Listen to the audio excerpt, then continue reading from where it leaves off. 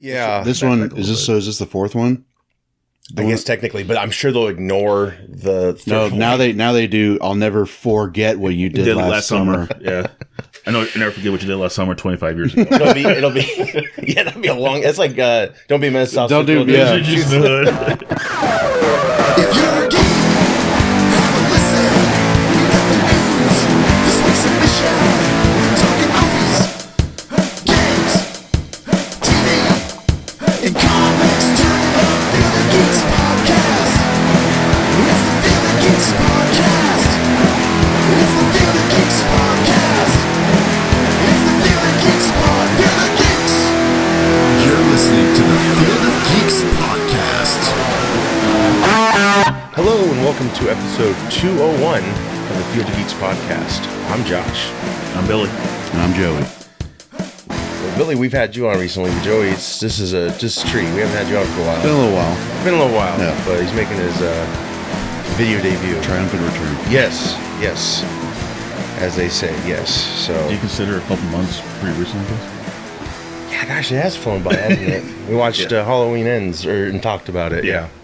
I guess it's been a couple. Yeah, time flies, and of course we've been gone for a while, so apologies. I don't think a lot has happened since we've been gone. I'm kidding. There's been quite a bit, so we're gonna try and catch up right now. So first off, I want to acknowledge that we are 10 away from 100 subs on YouTube, which is a big deal because we've been almost a year on video, so I think it's really grown since then. I've released clips of the shows in case a lot of people can't dedicate 2 hours to a show, which I totally understand.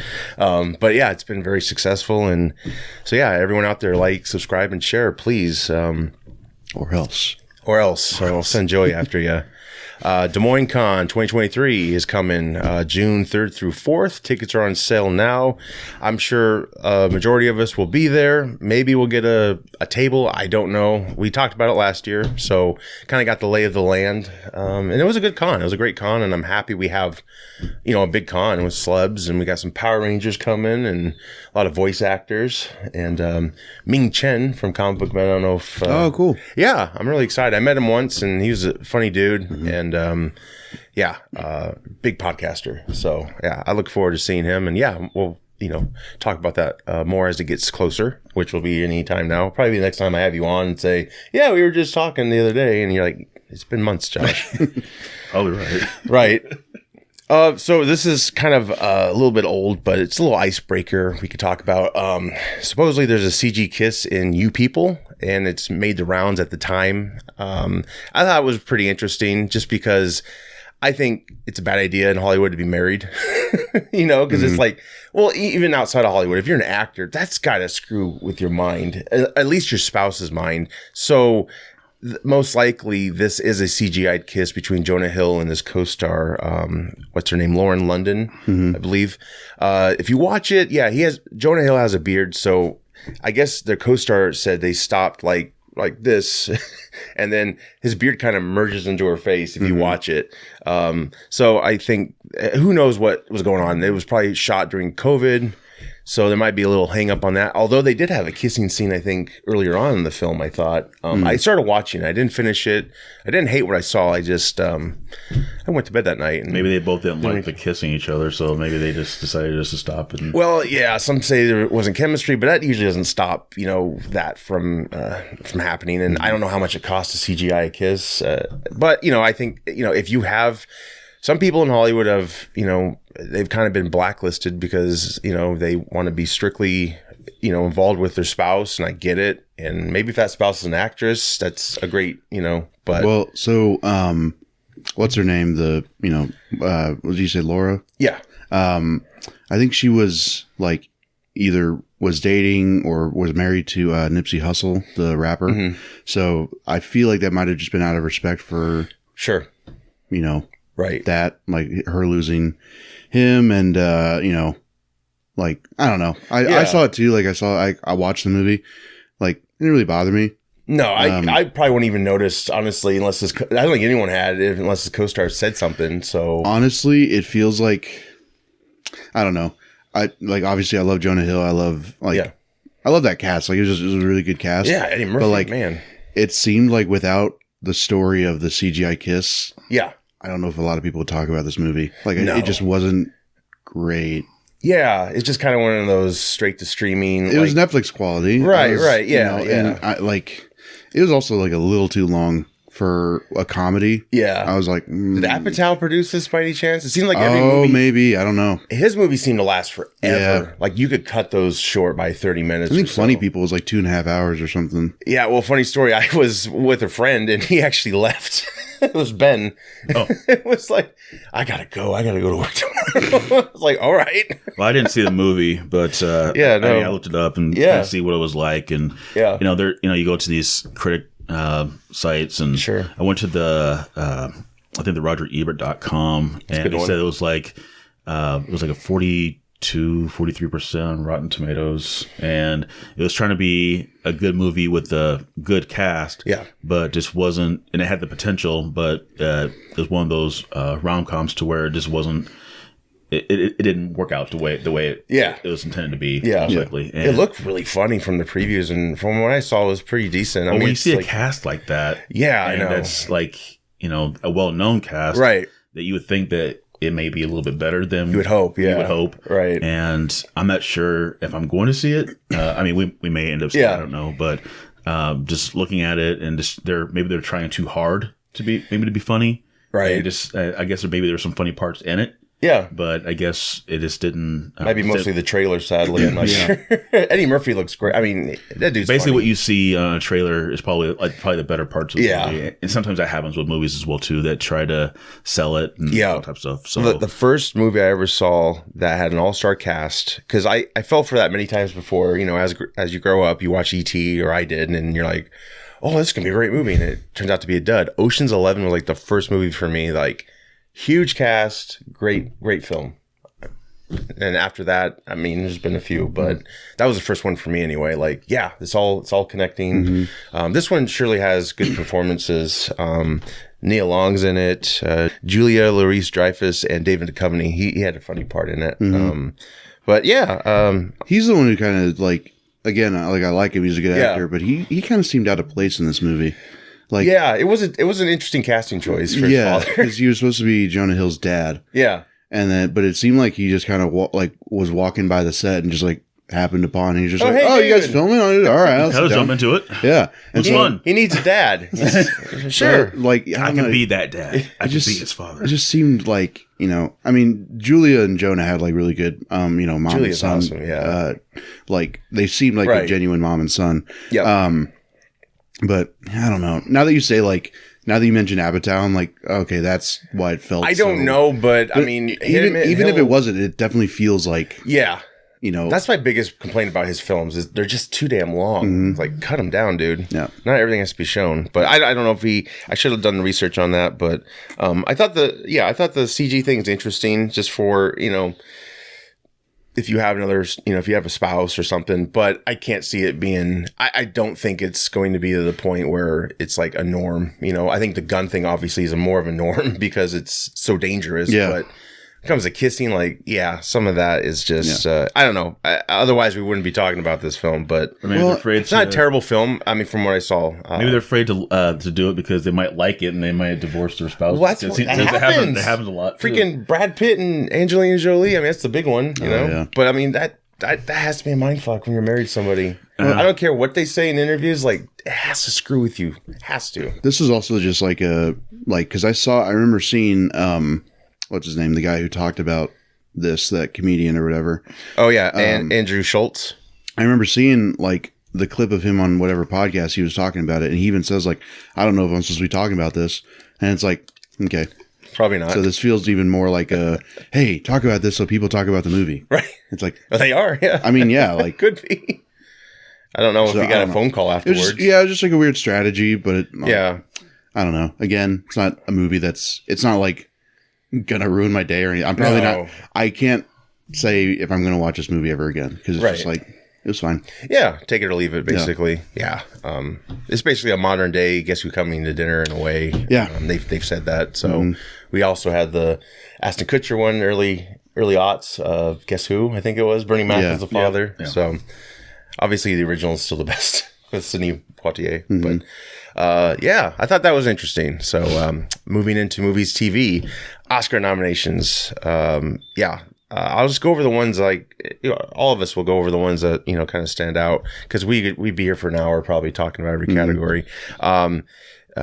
K.U. Kwan, I'm so happy for him. Everything, Everywhere, All at Once. That's a great film, and that thing had momentum. That came out like almost a year ago, and at that time I was like, wow, there's some great performances in this, and it's a far out movie. You don't have to really get it. It's just it makes you think, and I think it did the multiverse better than I was gonna say it's better. It's a better Doctor Strange than Doctor Strange. Absolutely, it's just far out, but great performance. I'm so happy he came back to acting. Of course, the Daniels who directed it, I think they wanted him to. Jackie Chan turned this thing down. Michelle Yeoh, I think, thanked him, because I think he was going to be the main, basically, instead of her. So he hasn't really acted much in like well over 20 years. Jackie Chan? No. It's been long. Yeah, like he had the two big parts in the 80s, Short Round and Data from Goonies. And he was in Encino Man. Right, but it was like a small part. It was even pretty small. Yeah. But it was so cool. Yeah. Like, especially now seeing, like they even talk about it on one of the round tables. Like, yes, they're, they both started kind of in that movie. Brendan Fraser, I mean, but like, and now they're making their comeback. That's so all these great. Years later, and it's cool to see. And like I've always, like you were around. I wore out the George of the Jungle VHS when I was a kid. Oh yeah, so like I still haven't seen that movie entirely. I've seen it once. I've seen it once or twice in its entirety, because my sister is 8 years younger. Yeah, of course. I watched it with her. Yeah. So. Man, he went through shit in that movie. Like he was he on some podcast, or maybe it was a round table. He was talking about. He was so like deprived of food and everything. Like he was hungry one night and he couldn't remember his ATM password. And because his mind was all screwed up. Well, because you have to be dehydrated when you need to. Right. Yeah. It's really screwy. Look on you. Right. The Marvel diet before the Marvel diet. Yeah, honestly. And that's probably why he didn't want to do two. Yeah. He's like, I'm not doing it. Yeah. And then the Golden Gate bridge scene. Did you hear like they... I guess they didn't give enough people a heads up, so people thought that someone was actually jumping off the bridge. Oh my God. Disney? Really? Come on, Disney. Yeah. Jesus. Someone dropped the ball there. Yeah, but no, like seeing Key and Brendan Fraser kind of make their comebacks. Oh, it's wonderful. Did you see The Whale? I didn't. I was just like, at the time, it was not. I just didn't want to be depressed. I know. No, I get it. But I ended up seeing Babylon, and that was kind of depressing too. So it really was. How bad it was. It started out great, but these characters go through. Basically, it's the silent film era, and then they go into the audio era, and what do you call it? I'm missing what it's called, but anyway. It's like that transition. Some actors couldn't make it, and some couldn't. And the ones that couldn't, I mean, it goes down with that. So it starts up like, it's party, everybody, and I didn't see it either, but the talkies. I saw a lot of the praises that Brandon got. With all the the premiere and all the standing ovations that he got as well. I'm just so happy for him. And obviously he took it. He was happy, and of course the tears of joy come down his face, and I think he's going to win it too, because that one show, the awards he boycotted, the Golden Globes, because I mean, go out there and look. He had a terrible ordeal with them, and I don't know if they've even recovered since last year. Like this year was kind of a mix of things, so I don't know what the future is for that. But anyway, he wasn't there, so he didn't get the award. Austin Butler did, which I haven't seen Elvis, but I did see a few clips, and I thought he did an amazing job from what I saw. But I think Fraser's going to win it. He was really good, but I do hope Brendan wins it, because, like, not just because like I like him and he's a good actor, but this was honestly like kind of the role of his life. Yeah, like he went to some places. You could tell. Yeah, watching The Whale, it was just like, dude, he's putting his entire like his heart, his body, everything into this. And like, again, Austin Butler, yes, he did great as Elvis, but like, I guess this isn't a great excuse, but like, you're young, you got You'll be fine. You're a good actor. You have plenty of other roles. You're not going to, I don't look at Austin Butler and be like, oh, he's going to be, struggling for roles after this. It's like, no, everybody's going to want to cast Elvis. Like, I know. Like, that's kind of the problem I have with him, but I understand now. He worked so hard on the film. I was irritated at first, like, dude, why are you talking like Elvis? He's trying to break it, but he just put everything into that. Yeah. And that's Johnny Depp talked like he was British for 20 years. That's true. We can look over so it. You give him 20 years feedback. But no, I was a little worried that Brendan wasn't going to get even nominated because, like, I didn't realize that his past with the Golden Globes, and all that. So, good on him though for boycotting. No, it's great, and like I was kind of just relieved when I saw that he was nominated for an Oscar. Yes. So I'm hoping it's might be a long shot, but I'm hoping it's a good night for him and Key because Key's for supporting actor. Yes, I think. Yep. So I don't know. That'd just be cool to see. I hope so, yeah. And of course, Jamie Lee Curtis, first nomination, which I was shocked. I thought she got nominated for A Fish Called Wanda back in the day, but did you not feel she should have been nominated? It was a small part. It was a big enough part. Yeah, but I don't know if it called for an Oscar nom. Right. But I mean, I'm not mad about it. I get it. Okay. I was kind of shocked too, honestly. But I mean, I don't hate the idea. I don't think she's going to win it, but that's okay. Nomination's still a nomination. Yeah, absolutely. And you can still put that on your resume. Oh yeah, I mean, she's in her 60s. This is great for her. She's great, but she's really kind of just like willingly like walking into a minefield a little bit because she started talking about this whole Nepo baby thing, which I don't know if you guys have heard.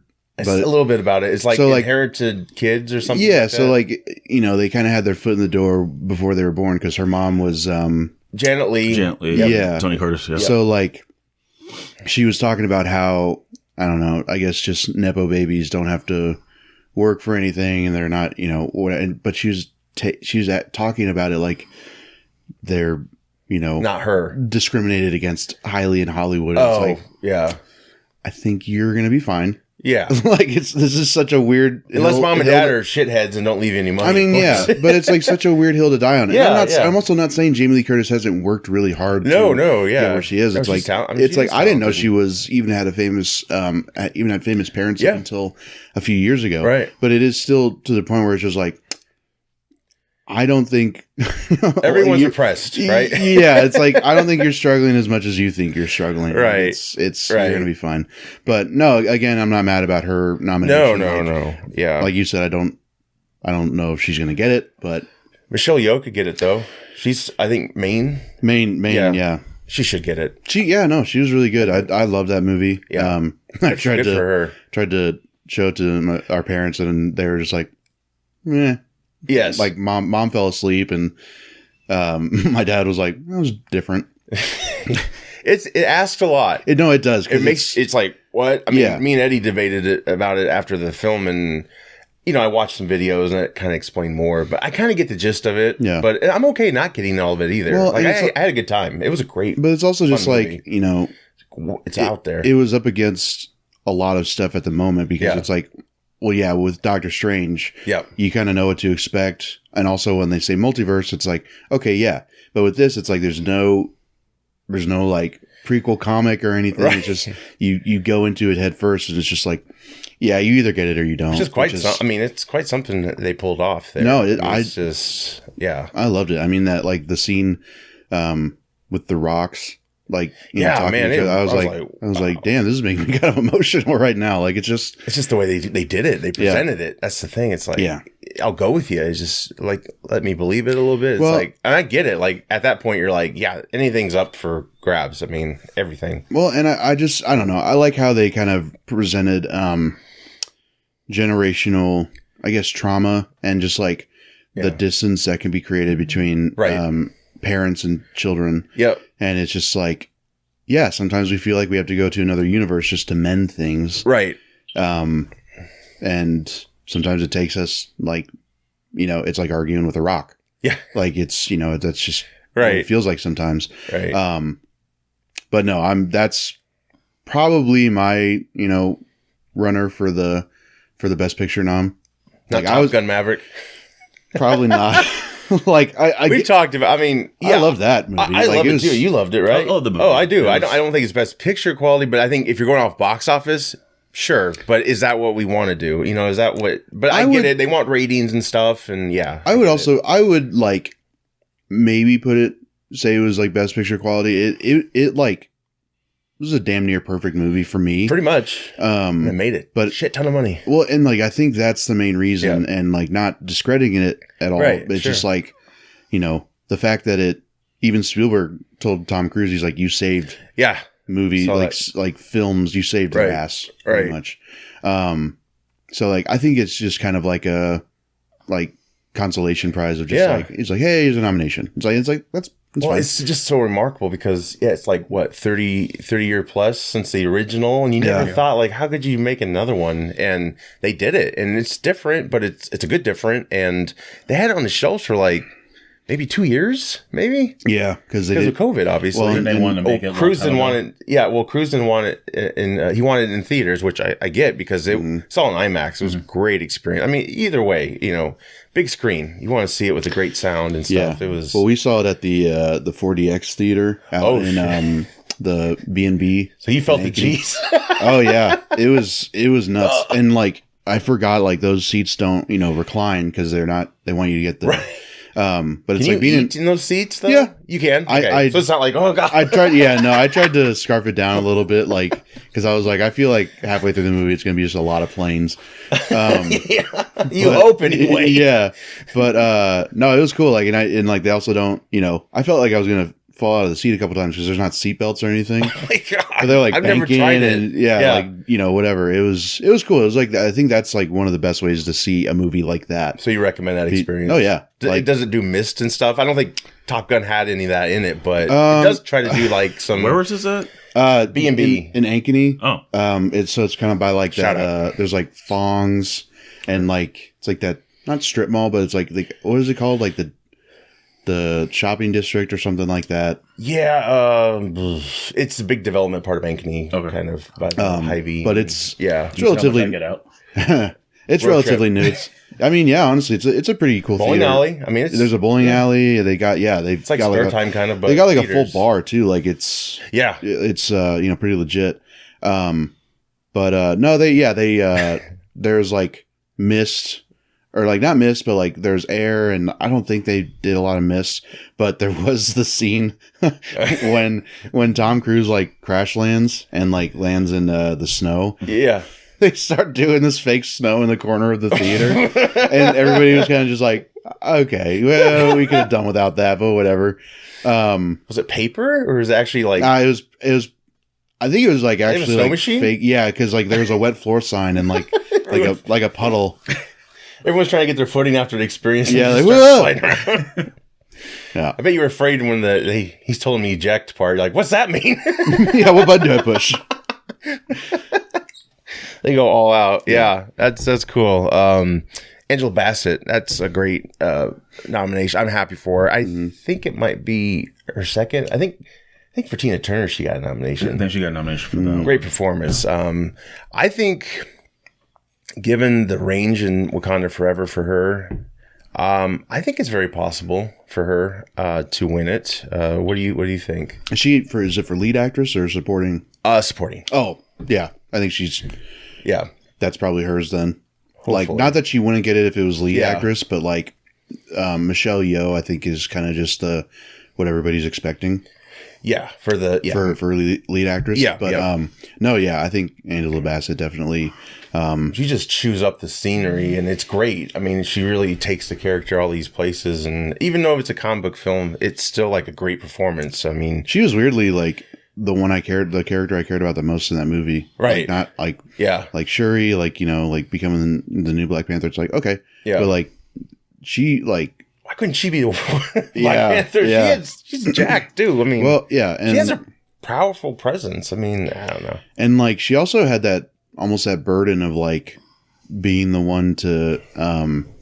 So you said you haven't seen it? No, I haven't seen it. So it's kind of a spoiler, but like she comes in at the beginning and like kind of delivers the news that T'Challa dies. Yes. And you can tell it was a very like emotional thing. Surreal, but yeah, emotional, but like weirdly surreal, but also like a very real. Yeah. Like this is probably how she felt when Chadwick passed away in real life. Of course. So yeah, she definitely carried a lot of that movie. Yeah. So I hope she gets those accolades. She's probably like, well, we'll get there, but the Jonathan Majors maybe to that movie. Yeah. No. Presence wise and stuff. So, and I loved her costumes and her headwear. Oh, it's great. Her outfits are all really good. Same costume designer, I believe, and man, they just amped it up. It was beautiful costumes. Fabelmans, I want to see that. That's been nominated for Best Picture Director. Kind of heard, a little 50-50 about it. But I like it that it's Spielberg's upbringing. It's a little bit fictionalized, but yeah, it's like his 8 Mile. Yes. Yeah, there you go. I've seen some clips. I've seen a famous scene where he's I think it's pretty much verbatim almost what he experienced, but he met a legendary director, John Ford, and I think David Lynch plays him, and it's such a great scene. And he's just Spielberg's like a kid, and he wants to make films. Yeah. And have you seen The Fabelmans? No. Okay, but you've seen the clip probably. Yeah. Talk about the horizon. I think he said if it's above, it's shit. Now get the fuck out of my office. Yes. I love that part. So that's one of the ones I do need to see is that Colin Farrell. The Banshees of yes, is it Sheeran or something like that? Yeah, Banshees of Ed Sheeran. Yeah, HBO Max, I believe. Oh, is it on there? Okay, it was. I hope so. It probably still is. They're probably like trying to get a lot I Did you see In Bruges? That was their last one, right? Yeah, I didn't see that. I've seen that a couple times. It's pretty good. It's like I remember, like that's kind of like a dark comedy. Yeah, and this one, when it won for best at the Golden Globes, it won for like best picture in a comedy. I was like, oh, like I wasn't expecting this to be another comedy, but I guess it's like supposed to be kind of dry, right? Dark, which is like, yeah. Well, and remember there was a controversy years ago. The Martian was put in the category of comedy. Oh yeah, and they're like they made some jokes about it, of course, but I think that's. Yeah, that's pretty interesting, all those nominations. Yeah. And it'll be on ABC March 12th, 2023. So really checking it over. Any picks you see there? You're like, yeah, go for it. Well, like I said, there's a lot of these movies I haven't even seen before. I know. I hardly ever see all of them. Then there's probably one in here that I've actually seen. It's probably the Batman of everybody, or and Top Gun. What's that? Is that for the Batman has visual effects. Okay. And Top Gun's in a lot of the categories with film editing, and Black Panther's in just about every other category, seems like. So if only they had a stunt category, Tom Cruise would have so many Oscars. I mean, that's another thing. Stunt category. That's really it's kind of Jesus. Well, it's very telling of the Oscars, like not really respecting the people who are like in the danger, I guess. Like especially not to make it all like sad, but like the Rust. Like the coordinator or whatever on that, it's like people actually like put their lives on the line. I know she wasn't a stunt woman, but it's still just like, right. There's dangers to these movies. So it's like, it's weird that, especially Top Gun, like they actually flew those planes. Yeah. I can't imagine being cast in that movie and be like, we're actually going to fly the planes. I'd be like, I might die. Really be like, let's do it. Yeah. Do it. Before they're done talking, you're already in the cockpit. Let's go, guys. No, but they who's got the keys? And those actors actually learn how to shoot themselves. I mean, that's with a camera. Sorry. Oh yeah. With a camera. Get that straight. Yeah, I had to, right? No, but like I was really impressed. Like they learned. I'm sure a lot of them might go into the directing field someday because of their experience, perhaps, or maybe they'll fly jets. Yeah, like Tom Cruise. Yeah. Also, that's a side note. Going to be an interesting night because that's supposed to be the same night as the Last of Us finale. Oh, really? So, I don't know if they're going to do what they did for the Super Bowl. Is so the Last of Us premieres on Sundays, but like the week before the Super Bowl, they announced that they were gonna put the new episode out on Friday. Yeah. So they don't have to compete with the Super Bowl. So as much as I love the show, I don't know if they're going to get more viewers than the Oscars. Even with as much shit as people give the Oscars, it's like I think more people are going to watch that and then wait to watch Last of Us. Right. So I don't know. Just be. You might have new people this year watching Oscars because you're like, fight. Someone's going to punch somebody. Oh God. I was going to be watching the Super Bowl anyway, so it doesn't really matter. Yeah. Yeah. No. God. I don't care how you feel about the slap. I honestly don't. Please don't write in. But I just hope nobody makes jokes about it because it's honestly just such a non-issue. Like it went on. The discussion of it went on way too long. Yeah. Like I have my own feelings. I could go for a little bit. Yeah, me too. It's just like, who cares? I'm ready to move on, and I don't want any of that shit going forward. You know. No. I mean, it's been a while. I mean, you go back to I don't know if you ever saw the famous. Part or time when Marlon Brando won for Godfather and he had the Native American woman. Supposedly they had to hold John Wayne back from assaulting that lady. So like 3 guys had to hold him backstage so he didn't go out and. Am I missing so we need those guys to come out of retirement and help out. Am I missing something out of this? What the Oscars? Yeah, the Will Smith. From last year. Yeah. Because they were talking like, you think that's bad? It could have been much worse years ago. Like John Wayne, I think would have just went out on stage and beat the hell out of this woman in front of cameras.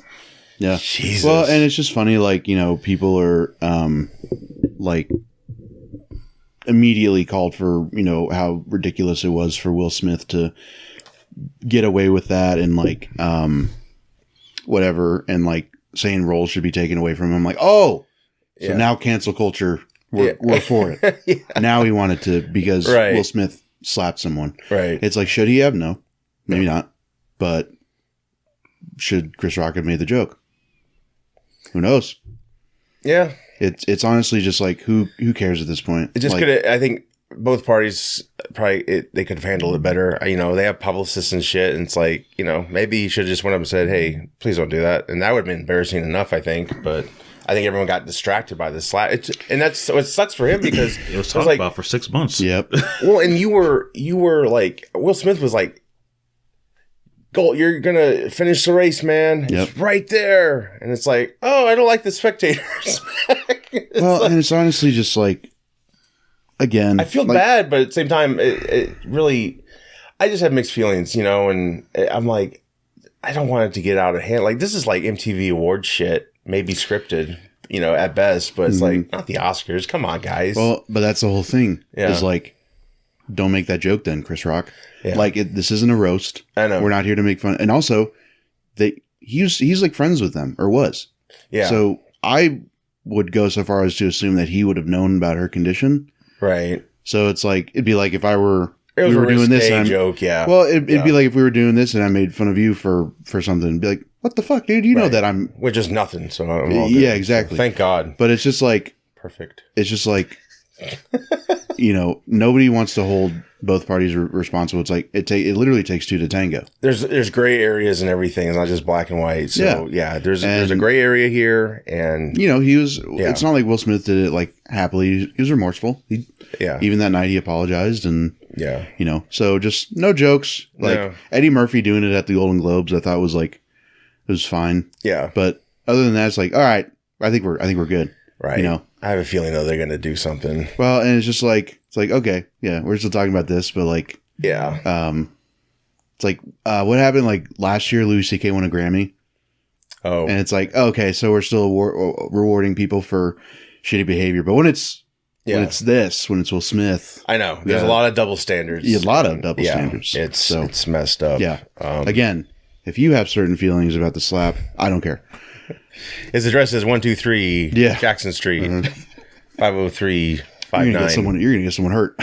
Oh, shit, I hope that's not right. I'll blur it out. It's not a real address. Hey, I'm sorry, dude. Hey. I'm gonna see on the news tonight, like, oh my God. Oh no. No. I know what you did last summer. Yes. 25 years ago, I knew, and we still know. So thanks, Scream. You know what? Honestly, this could be something cool. I just hope it doesn't copy. It doesn't do what Texas Chainsaw did with the new Halloween series. They kind of grab the first girl who survived, and you follow her all these years later, and she's armed, and it's like, I just hope they don't do that with this. I'm not sure. I've not seen the latest Scream, but it revitalized the franchise. We're getting a new Scream next month. We're getting a new Scream. I did see the newer Scream, and it was return to form, kind of. Yeah, I mean, Scream is Scream. I mean, it's going to be somewhere along the line.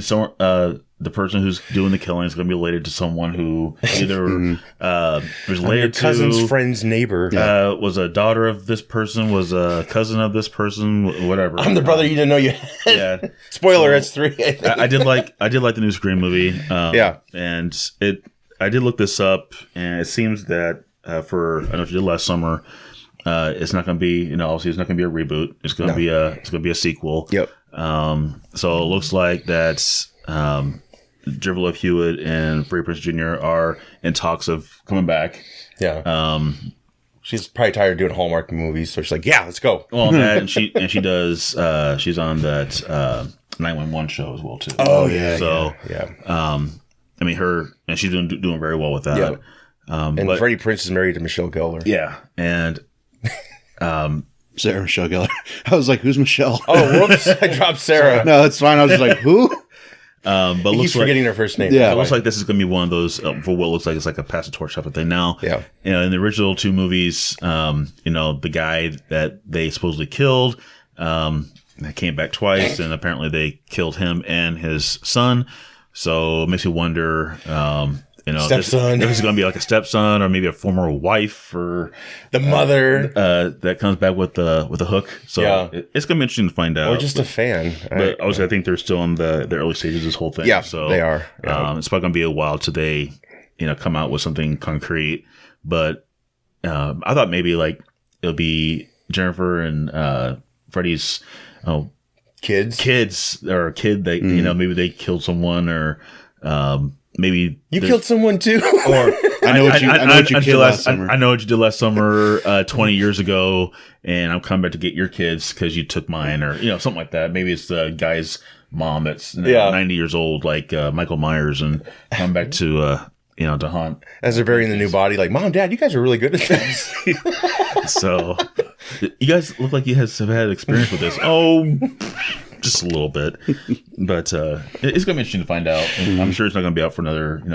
Hopefully, I just don't copy Scream exactly what they did with that, because I mean that's what the Texas Chainsaw did, and it's like we're gonna see it a mile away. Just do something original. Yeah. I think it could be something cool. Yeah. I've maybe seen the first one like once, and it was a while ago. Yeah. Obviously, I remember, Sarah Michelle Gellar was in it. Yeah, right? Ryan Phillippe. She dies. Yep. But I don't know. Like, I don't think this is calling for a sequel. But it's whatever. Like, I don't think Scream necessarily was either. I refuse to call the last Scream movie Scream 5. I refuse to call it that because the way they marketed it, it was 5 Cream. so that's what I'm calling it. 5 Cream. But I don't know. I thought it was pretty decent. I didn't like how, one, they kind of like preempted or prepared us for not having Neve Campbell in it, because she was barely in this last one. Oh, she was, or she wasn't much in it. She was like maybe the closer to the middle part. Yeah, and maybe she should have negotiated for more money. And then she same part. Well, she's probably gonna want the same. She's probably gonna negotiate for more money because one, if her role in it is limited, she's gonna want to get because she's one of the originals left in the. I mean, she's the one. It all started with her. It's honestly just whether or not her role was small in the last one. Yeah. If it seemed like they wanted to have her have a bigger role in this one. Yeah. So it's like, then pay me. Right. It's honestly just ridiculous. Yeah. I really don't see why they need to make another Scream movie. No. I think after Scream 2, I think that's really where they should have ended it. But I mean, this last one, I can say it was probably the better one out of the last couple of movies. Yeah, I would think. First one's pretty solid. Still, first one's pretty solid. I watch that all the time. Scream 2. I get into that. It was a letdown at the time. And then once you got to Scream 3 and 4, I couldn't tell you what happened in Scream 3. Jay Silent Bob are in it. Oh my god! It's weird. Yeah. Wasn't It's Scream so 3 weird. Wasn't Scream 3 the one that had her brother that Hollywood, her half brother that did the killing or something? Yeah, like that? Yeah. I He's can't like an remember. exec I or can't remember who it something. was. Because the second one was they were in college. Yes. Yeah. Jerry O'Connell. Was Timothy in it. Oliphant. Yep. Yeah. And then Because Laurie Roseanne's Metcalf sister. was in it. Yeah. Laurie Metcalf was in it. Yeah. Laurie Metcalf. Yeah. Metcalf. So That that was one great. I mean, I've just seen it again because I showed Brooke, my oldest daughter, and she's like, "These aren't that scary." And I'm like, "All right, fine, whatever." And so all these years later, they're not. Like, it's just they're not. But the well, first one. The at first one time does was- hold up. Like, still Yeah, it's pretty solid. like especially once you get to the party. Yeah. Scene or like Yeah. sequence. It's like, especially killing what's her name, the blonde girl in the garage. yeah. I was like, Kate- that was pretty gnarly. Like, Yeah. Yeah. Oh yeah, that head smash. Like, yeah. It's Rose fresh to McGowan? me. yeah. And Scary Movie did such a good job of making fun of all this. It was such a good job that as I was watching Scream again, I was like, "It's gonna come out with a vacuum cleaner." Oh no, that's a Scary Movie. Like, it's almost identical. Yeah. It's like holy shit. Yeah. But I hope. Yeah. I mean, after Six Cream, It's extreme. hopefully that's. I'm not sure how many more they're gonna make of these. Honestly, I'm not sure how much more you can get into this. Yeah. You don't need to make 10. Because pretty soon it's going to be. I'm not sure who's seen it. Because as far as who the killer was in Fight Yeah. Cream. But Eric Clapton because of Cream. I don't know. have you guys seen it? I have, I don't yeah. want to spoil it. I haven't, but I don't care. I'll Okay, see it so eventually. obviously, this last one, it was Stu's daughter. Which one's Stu again? Stu was the one that got his head smashed with the TV. I feel woozy here. Oh, so Stu's alive. So No. it was Stu's daughter. Right. Oh, so he had a kid in high school. and then Okay. and then Billy Loomis also had a kid on the side Oh, as for well, fuck's sake! So and That's kind of a stretch. Well, but she wasn't. I mean, Billy it's Loomis's- the fifth film. But she was the killer. Billy Loomis's Oh. kid wasn't. She was like, she always was had like- that, like, I guess, chip on her shoulder Yeah. or whatever, because Yeah. it would be like, oh, you're the. She's like the opposite. you're the daughter of Billy psychos. Loomis. Yeah, Yeah. And they had, sure, and so yeah, they had Skeet's ghost pop in from time to time, basically saying that I think he was trying to guide her or whatever. So it was Stu's daughter that was Really? doing the killing, and Neve Campbell found out that she was Bill Loomis' daughter and all type of stuff, but she's not the kind of person that her father was. Right. So that was kind of the weird part. So that's what I'm saying. When you come out with Six Cream, More ghosts. It's going to be like someone's grandchild. Yeah. That's going to pop in there somewhere along It's the like line. I did it because why did I do it? And then I don't think what's his name, Randy Quaid's Dennis Quaid's son. Oh yeah, I know what you're talking about. I don't think he was like related to any of the characters, but he like met Stu's daughter on like a chat room or something. Oh, And then okay. he wanted to get famous by like being a killer and all that. Yeah. So like he, that was the other twist of like he was dating Billy Loomis's daughter, and like he seemed normal enough, Right, And then like it was, yeah. So Stu's daughter was played by the girl from Once Upon a Time in Hollywood, who gets that can of dog food chucked at her face. Okay. But she played Psycho really well. That might have been the kind of the refreshing thing about the last film was there's a ghost element. Like they never. Yeah, did that before. and That's it was like a different. ghost, like kind of just ghost-faced how she ghost. imagined, which Yeah. is weird that like Yeah. you wonder if like she saw a picture of her dad from that night or something, because like she would see his she would see him in the mirror or whatever, Yeah. but he would look how he looked the night of his kill. the Did they party. use old footage? No. It was him. Like they kind of DH'd him a little bit. They tried to. They didn't have a huge You budget. can so- tell he's aged in the ghost. His but eyes. But they tried to de-age Yeah. to CGI his face a little bit to Yeah. make him look younger as he was like a. He's just kind of like, eh. And they tried to have his hair the same way as well. Yeah. Because his hair was He slicked never back. could get it off his face. Yeah. It Yeah. was always like, But yeah, no, it was interesting. all Yeah, right. yeah, I think yeah. I've only seen it like once. Yeah. But But Jedi, I'm hoping- Jedi ghost in a robe. Like, listen. yeah. Don't But I'm hoping I know what you did last summer. I'm hoping that it's original, but after this, I don't know how much more you can do with it. A lot of these movies you got to leave alone after a while. Yeah, unless they do something, I'm glad it's not a reinvent reboot. it some way. I'm Maybe. glad it's not a reboot, because then I think that I think it would tank. Well, I think there's a third film. I never saw it, but no one was in it. That from the original cast, I think. Oh, because I know what you did last summer. I still know what you did last summer, and I still know what you did last summer. Does it always know what you did last summer? Yes. Always, something like that. Clever. They got clever there. Yeah. So some of the movies from the 90s probably need to. Yeah. This one is this. So is this the fourth one? I guess technically, but I'm sure they'll ignore the. No, now they do. I'll never forget what you did last summer. Yeah, I know. I never forget what you did last summer, 25 years ago. it'll be yeah. That'd be a long. It's like don't be a menace. Don't do yeah. It'd be like 25 years ago. I knew what you did last summer. It'd be something like that. So it'd be like IKWYDLS 25.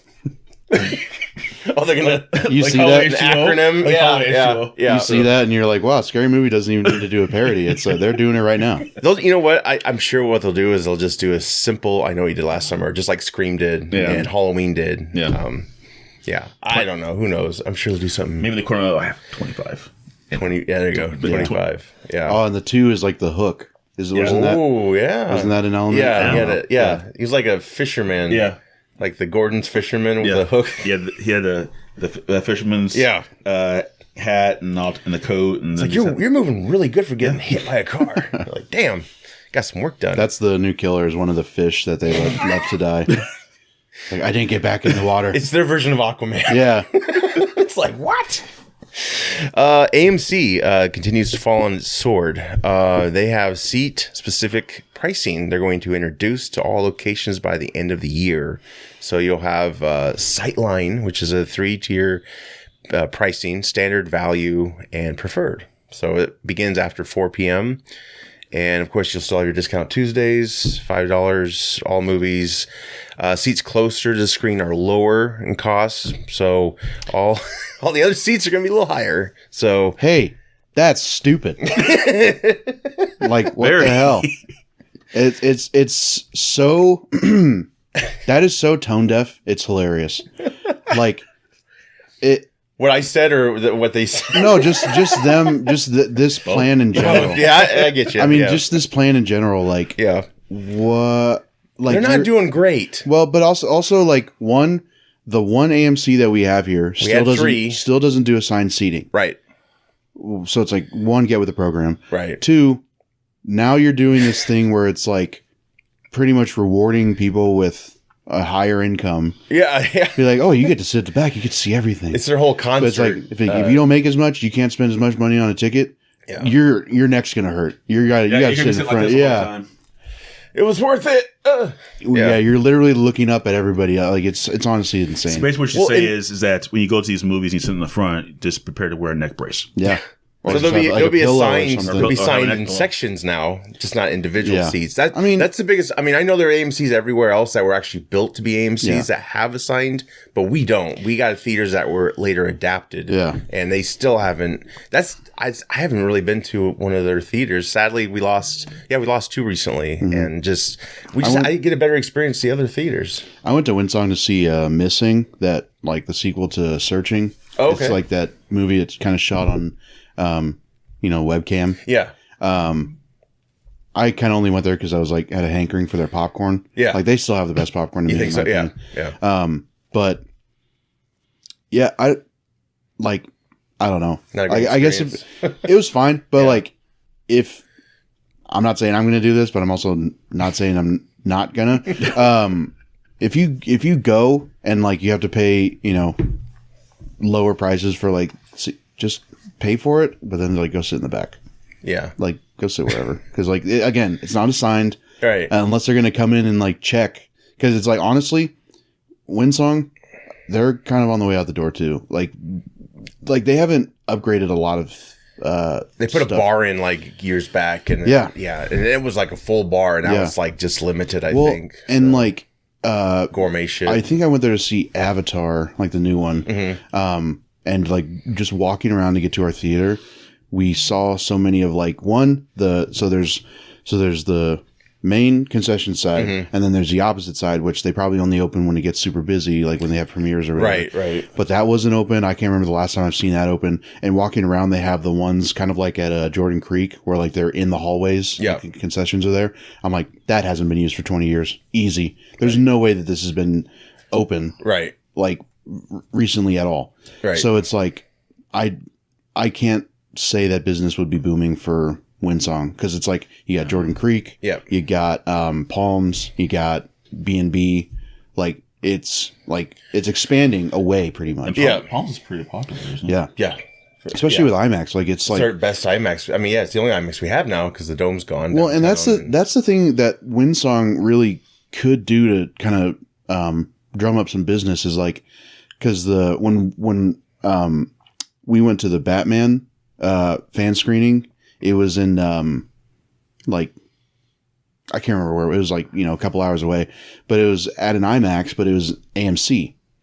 So it's like some AMCs have IMAX. Yeah, like, that's just a normal thing for some AMCs. Yep. Windsong is big enough for them to be like, let's put an IMAX in here. Because it's like, people like to go to IMAX. Like, it just makes sense. And they can probably afford to get rid of it, like, put two theaters into one. Yeah. No, I could see them doing that, but it's just, I don't know. Like, it would give them. It'd be great competition. I mean, it would put them on a level playing field more. Well, but it's a big investment too. It is, but also like you gotta just weigh what's important to you and what's not, because now a movie pass is coming back. Oh, so they're going to be their time too, right? Second, okay, I think. But like they're just going to be hurting. Yeah. So it's like just. Like it's like now this initiative is just like, okay, you want people to pay more money? That's really dumb though. Like, like I don't see, especially here. Like I would assume that Windsong would be like, this is going to hurt us. Yeah. Like this isn't going to benefit us at all. I don't think it's a good idea either. I mean, they're lucky to be in business from what I've heard. And they just keep making these silly decisions. So we'll see if they have a future here. I don't know, elsewhere probably, but yeah. But again, we have plenty of other theaters to go to. So that's the other issue now is, they've upped their game big time. I remember being so excited when we finally got like AMC when they bought out. And I was like, oh, cool. Like, we're going to like get all that merchandise and whatever. And now it's just like, oh, they closed 2 theaters in the last year and a half. Right. I don't know. Like you said, with all the IMAXs and the way that you can get movies these days, a lot of these... it's tough. Yeah. IMAX is, it could just become an IMAX only theater for that, but I don't know. I don't know what they could do, but yeah, a lot of history with those. I mean, Windsong, first theater around here had stadium seating. That was back in like late 90s. Yeah. And that was huge then. That was like stadium seats. We used to no more of this like all the tall dudes in front of me. Yeah. That's the only place I think we used to go to all the time, besides Cobblestone was all right, but but Windsong was like the place to go to. I know. I hope they can figure something out, but I hate to see it go. I mean, I really would, and I'd love to go back there and you hate to support see it better. Any theater go that's been around for quite a while. I know that we grew up on. Yeah, but I know. They turned one into a damn Dollar General, or I was gonna say I wonder what they're gonna do with Cobblestone now. It got flooded. I know that, and I don't know. I don't know what they're gonna do. It'll probably just become like maybe a flea market or something, or maybe they just won't do anything with store. It. Yeah. Well, they made the whole film video into a Dollar General, so you never know. I know what's going to be. Right, that's true. And weirdly enough, they just reopened the Varsity Theater. I've never been in that theater. I haven't either, but it's like, okay, so people are wanting to go to movies, but like it should just be telling to AMC is like, oh, maybe we shouldn't do some of this stupid stuff. You know? It's like people want to go to movies, but it's like they want a good experience. Right. And nostalgia is there too. Yeah. Because that theater has a lot of history. Yeah. And it was in dire need to have repairs, and they did it. So I need to check that one out too. Yeah. But we'll see. I don't know, AMC. That was pretty foolish. AMC later. AMC later. I'll title the podcast that. Bad Boys 4 got announced, guys. We talked about Will Smith earlier. Of course, that was one of the projects when he slapped. People were like, oh, it's canceled now, blah, blah, blah. And I still haven't seen the last Bad Boys. But, oh, really? I have it. I don't know why. I just never got around to seeing it. But I've heard great things. I liked it. It was all right. I did. This is one movie that I did see. Yeah. I didn't see it in the theaters, but we streamed it, whatever. And kind of on level 1, or would you say he's on the level 2? 2 was kind of like really like very Michael Bay. Holy shit! Yeah. They went to Cuba. Yeah, it's a crazy shit. So this one's supposed to be okay. So the last one was Bad Boys for Life. So is this a really missed opportunity to not name this one Bad Boys? And they did that in the video announcement. That was funny. Yeah. I like the last one. I'm not sure what the title of this one's going to be. If it's going to be Bad Boys 4. Is this the last one? Or is this supposed to be? I don't know. I'd kind of assume so. Well, 3 was such a big hit. Because I know 3 and 4 is supposed to be like almost. Was it supposed to be like almost together? Like 4 is supposed to be a continuation of Bad Boys for Life? Possibly. I mean, because they're not far in age, because like first Bad Boys is 95 or so, and then the other one came out like 2001, 2. So there's been gaps, and then there was a big gap before we got this last one. Yeah. So like it's like Scream, kind of how we're getting a fast track sequel, kind of. But I'm happy. Martin Lawrence, I'd love to see him do more things. Yeah. And he was, it's like they didn't really.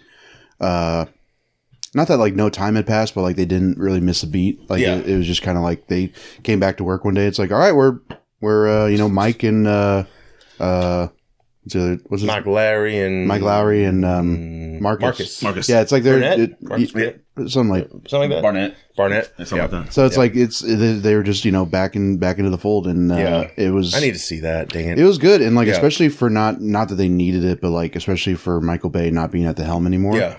Even though he made that cameo at the wedding, he was like the DJ or something like that. He still produced it, right? I think so. Okay. He probably had something to do with it. Yeah. But that's cool. That's a little nod. I think I've only seen Bad Boys for Life maybe 1.5 times. That's more than I have. It was. I don't know. It was good. It was. I need to see it. I want to see it. Like they also kind of address like the whole, their own mortality. Yeah, and which they should, because it's like makes it more real. Like, it's like 50s. They don't look they're older.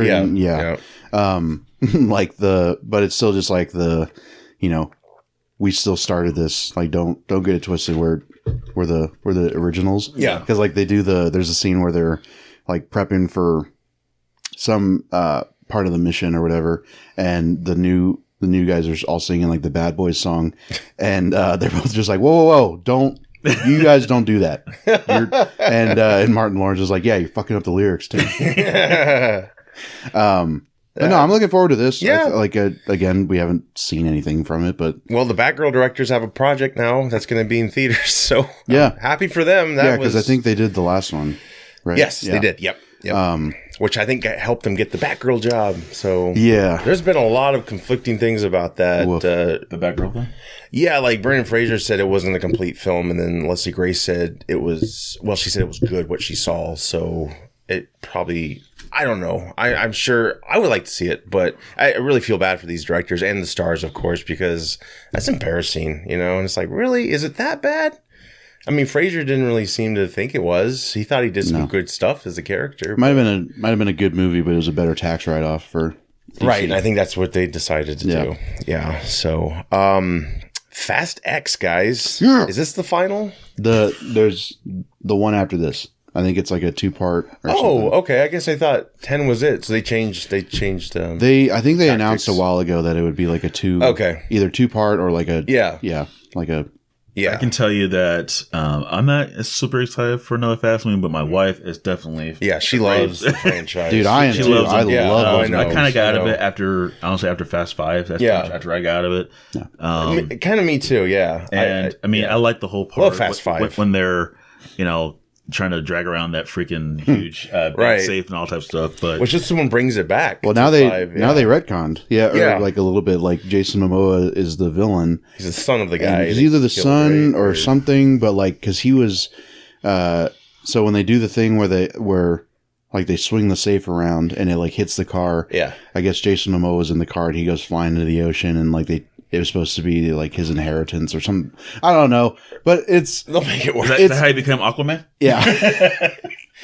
Yeah. Someone's gonna do a fan edit of that. Yeah. Like, I'm surprised. I'm surprised they haven't yet. Yeah. Holy shit. I don't know. There's the idea right there. That's where he was the whole time. Yeah.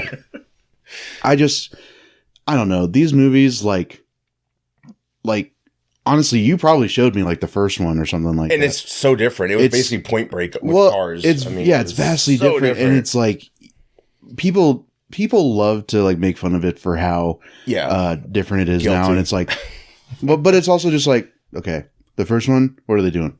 Stealing DVDs? Got it. Oh, I know. What do you want them to keep doing that in this one? No. It's like, yeah, they're going to be superheroes. Look at what their competition. It's Marvel and DC. It's like two of the biggest, franchises out there. It's like, yeah, they're going to do a bunch of ridiculous, like, but you look at the, like, a lot of its predecessors, like, especially the 90s action movies of old. It's like, it's just doing that. Yeah.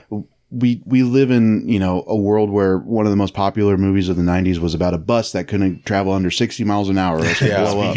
And I'm just like, but this is where people have a problem with it. Like, right. I'm not saying y'all, but I'm just saying, like, and like the last one, I had an analogy on another friend's show that I was on, but like, so the last one, they do like they swing from one car, or like the car from like one part of the island. It grabs a cable with the wheel. It grabs a cable. It does. I call it Tarzan because like it's swinging around. But so like it swings and like it's really ridiculous. It does like a flip. They're both like uninjured. Dom's shirt is still like white, and I'm just like, and everybody's like, "Oh my god, that was so ridiculous." I'm like, yeah, they're live action cartoons. Well, that's pretty much what they are. I equated it. I equated it to like a clown pieing itself in the face. Yeah. And then someone comes up like, "Ha, you pied yourself in the face." And the clown's just like, "Yeah, that's joke. What I do," or whatever. Like, thank you. I know. Yeah. I understand what the punchline is.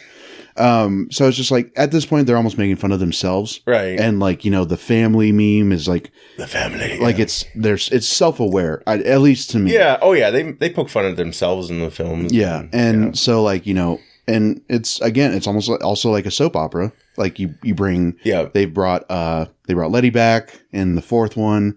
They brought Han back. They're probably going to bring Gal Gadot back in the like this stretch. I think that she's supposed to be back. I would assume. I've read that Paul Walker will come back through flashbacks, and they say, and that's possibly with her too. They'll go back to 5 maybe, and I don't know. I could see her coming back. I mean, because honestly, it's like, not that she's not doing anything, but it's just like they're making the money to be able to afford her. I think if they can afford like John Cena and like Statham and like that Momoa, Helen Mirren. If they can afford Momoa, why can't they afford Godot? It's like, because I mean, Momoa's they have Momoa's first solo outing got $1 billion, so it's like, why can't they afford Godot? They have. I mean, they kind of have a lot of credit they can use. Charlize, but we still got her, so it's like right. I think the actors have fun in these parts. They're ridiculous in my opinion, but it's still entertainment.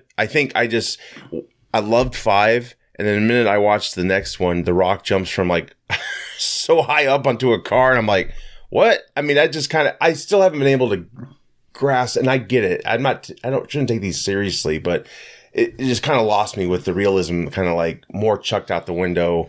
Well, no, and I get that, but it's also like, but I'll still see them. But there's plenty of movies out there like that are just just turn your brain off. It's like, okay, people need to do that with this, or else they're expecting like cinematic masterpieces. And I'm like, again, I have a soft spot for them. Like I love those movies, but it's just like, I feel like gets a little too much, too weird heat, and like people I think I just need an excuse for their abilities, and like Idris Elba in the Hobbs and Shaw spin-off. Like if that's where they need a retcon, go back to after 5 and they all get these vaccines, and I mean like that was superheroes. And it's I mean I'm on the board more with that versus like, these guys were mortal before, and now they're jumping from these high. I'm like, it's ridiculous. But it's just like, if we can turn our brain off for other movies, what's stopping us from this? And I'm just learning in this franchise that whoever dies in what movie, they're not dead. No, right? It's comics. Gal Gadot like fell off a moving plane going like 100 miles an hour, and they're probably going to retcon it like, oh yeah, just tuck and rolled. There's a pond. She could be like, I was pothole. I was fine. She just splashed. And that's so the remote control car there that she jumped in, she landed in. she rolled like rollerblades or something. It's so that scene in like, speaking of that, in and of itself, that entire sequence, They're on a plane. Yeah. On the runway. I've heard, for about half an hour, going 100 miles an hour. It's a big runway. Someone said, actually, for big planes, you need a big runway. So. Well, there's a couple big planes. Well, and someone narrowed it down, or someone mapped it out or whatever. They would go across Europe if that runway was actually going down. If they were going down that runway for that amount of time, it would go all the way across Europe. And it's but even watching that movie, I could notice that. I was they've been driving for a while. And then, of course, right when Dom crashes out of the front of the plane and comes to a roll, there's only 20 yards left of the runway. I'm of course now they're at the end. But it's just, I don't know. It's it's the Speed Force. I mean, I look at those movies kind of I love the A-Team, the 2010. Yeah, and I do too. Yeah, and it's just it's ridiculous. But it's ridiculous, and I get it. I get the criticisms, but it's also just just turn your brain off, man. It's just for 2 hours, just have a good time. And that's the other thing. Yeah. Is I was, went to see the new Antman the other night, and we had dinner before, and someone was talking about how, they need to just stop making Fast and Furious movies. I'm like, what movie are we about to go see? Is this a 26 movie? It is. So calm down with, they're only at 10 movies. They need to stop making them. Yeah. It's they're going to. I know, it's silly out. Yeah. They're going to keep making them. Double standards again. I mean, honestly, it's we're at the third Ant-Man, which is almost the 30th movie in this franchise. But Fast 10, too much. Right. But I'm one of those people as well too. I'm they need costumes and they're accepted. No, I get it, and it's they've been going for they've made 10 movies in 20 years. Didn't they start in 2000? Yeah, something like that. 2001 or so. Yeah. So it's they've only made they've made this many movies, but it's and it seemed dead after that third one came out. That was franchise. It probably because nobody was in it really. It probably was, and that's it felt like it at the time. And then they had to retcon that and be like, that's after Fast 7 or whatever. Yeah, the dude's hairline. His hairline receded in 5 seconds. I think he's all right. You couldn't get paint on the set that day. Something. I always wonder in these Fast movies, they're gonna paint my forehead. They start out play some bets on on race cars. Yeah. And then all of a sudden, it's everyone. They started getting assignments and different kinds of. They're saving the world. They're saving the world, and that's all they're doing now. They get the fast car still, but then they're saving the world from. All you these get some cool cars because they have the budget and what they got to do with them. It's it's like cool a live cars. action. They're flying these cars out of high rise buildings. Yeah, to start with. And you have your car garage and a building that's 2,000 feet high, and then they end up on top of another building that's. Yeah, so. Well, then the last one they go to space. Yeah, in a Honda Civic or something. Pontiac, something. Yeah, it's the 2-seater Pontiac from the 80s or 90s. Yeah, well, it's just like the first Fast Furious when at the end they race and he flips his car and he gets out and he's hurt. He's it's just my shoulder. Be I'm all right. Yeah, he'd be all white shirts. And I get it's pure it's entertainment. It's I know. Stuff, I know. No, if it were now and they did that railroad scene, the train would derail. The car would be so powerful, the train would be he'd park right in the cab I would take some hamburger, please. Yeah. And the car would have this much of a dent. No shit. It's like the Dukes of Hazzard when he used to jump and that whole front end would just go like that. Next thing you know, the car is all fine. Yeah. Just like that scene in the trailer where he's got the two, and it looks cool. Don't get me wrong. He got the two helicopters. He goes off the bridge, and I swear, when he lands. Oh no, I'm sorry. It's when he backs out of the airplane. He lands on the car, and you can clearly, for me anyway, you clearly see the car do this shit. And the next thing you know, it's I'm fine. So it's all right, whatever. Yeah. But I'll see it. It's fun to see all these people they're just having fun. So I mean, honestly, it's it so has to be now, it's just crazy. I mean, Helen Mirren wanted to be in it. I mean, it's Well, and as much as I don't know if you guys saw the last one at all, but that's the one that John Cena. Came in and he was Dom's half brother. Yeah. And even just the sequence after that, or of the final, showdown with him. Yeah. Dom's something about Dom's got this magnetic suit or something, and a car ends up getting thrown at him, and he catches it. And it's just I don't know. It's just those moments of just who cares? I know. It's. I don't know. It's not like it's not like the first one or second one won an Oscar back in the day, and it's like this is outrageous. And it's also just the thing of like, love them or hate them. Like, what can you compare these to? You know, not like much. No, it's like they're in their own little. It's like you can say they're like superheroes, but it's like they're not even like Marvel movies. They're in their own world, and as annoying as I kind of find Vin Diesel at sometimes. Yeah. Like kind of bitter about him and like pushing The Rock away from those movies. I thought he was like a really good addition to. I mean, he was part of that whole reinvention with Fast Five. That character. But like, it's a shame. But I don't know. It's I'm looking forward to it. Yeah, maybe The Rock will make a surprise cameo. I would hope he'd be in like one of the last ones, like especially since Cena's in there. Yeah, and, they'll get the other dude who played Shazam in the Shazam movie to be him. Like I had some work done. Oh yeah. His son, who's the adult form. Yeah. Little trailer came out called The Flash. Super Bowl. I wasn't bummed. I don't want to say that, but I'm really tired of them saying like Super Bowl trailer. They released the damn trailer right before the Super Bowl. It's like that's not how you do it, guys. Yeah. But I still appreciated it. I got to see it, but they show less of the trailer during the Super Bowl than the one that you sent me. Really? Messenger. Yeah. It was just trailer, like yeah, because they did that shit. Like, you want to see more? Go to what? The trailer was maybe 30 seconds, 45 seconds long, and then the one that the trailer now is like 2.5 minutes. Mm-hmm. Yeah. So I mean, when I saw the trailer that you sent me, it didn't disappoint me at all on that part. Yeah. The one thing that I was really shocked about was that the Flash is going in a different universe. Yeah. And they're bringing Supergirl. Of course, they brought Keaton, so he's like, yeah, I'm Batman. So that's his iconic childhood. It was like that's our childhood thing. But he's still he is Batman. But he's still moving like. So can't move my neck. Got to. They got him. He hasn't mastered that in his cowl for all these years. Of course not. He's still gonna go like this the whole time. Yeah. They're bringing back Ben Affleck. They got Zod.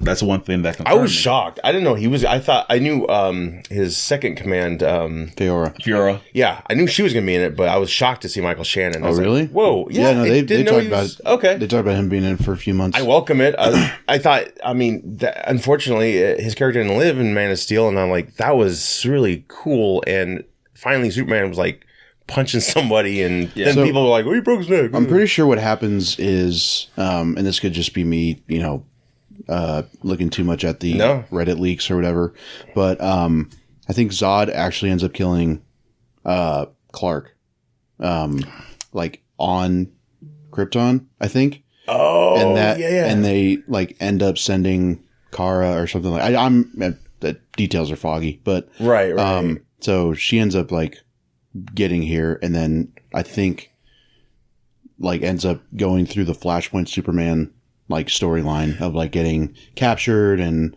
whatever. That's why she's weakened after all these years. Yeah, that's why she's in that. I love that twist though, because like you don't want it to exactly be like Flashpoint, but it really I thought captured.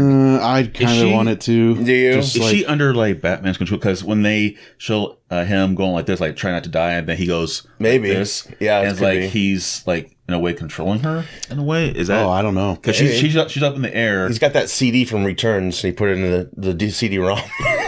And as soon as he put his hand down, then she comes down and starts. Yeah, I don't know. It could be an editing, thing, or it could be. I don't know. I figured it was just kind of like Flashpoint, where they save a super from. Well, if we had Henry Cavill still, yes, and that. Yeah.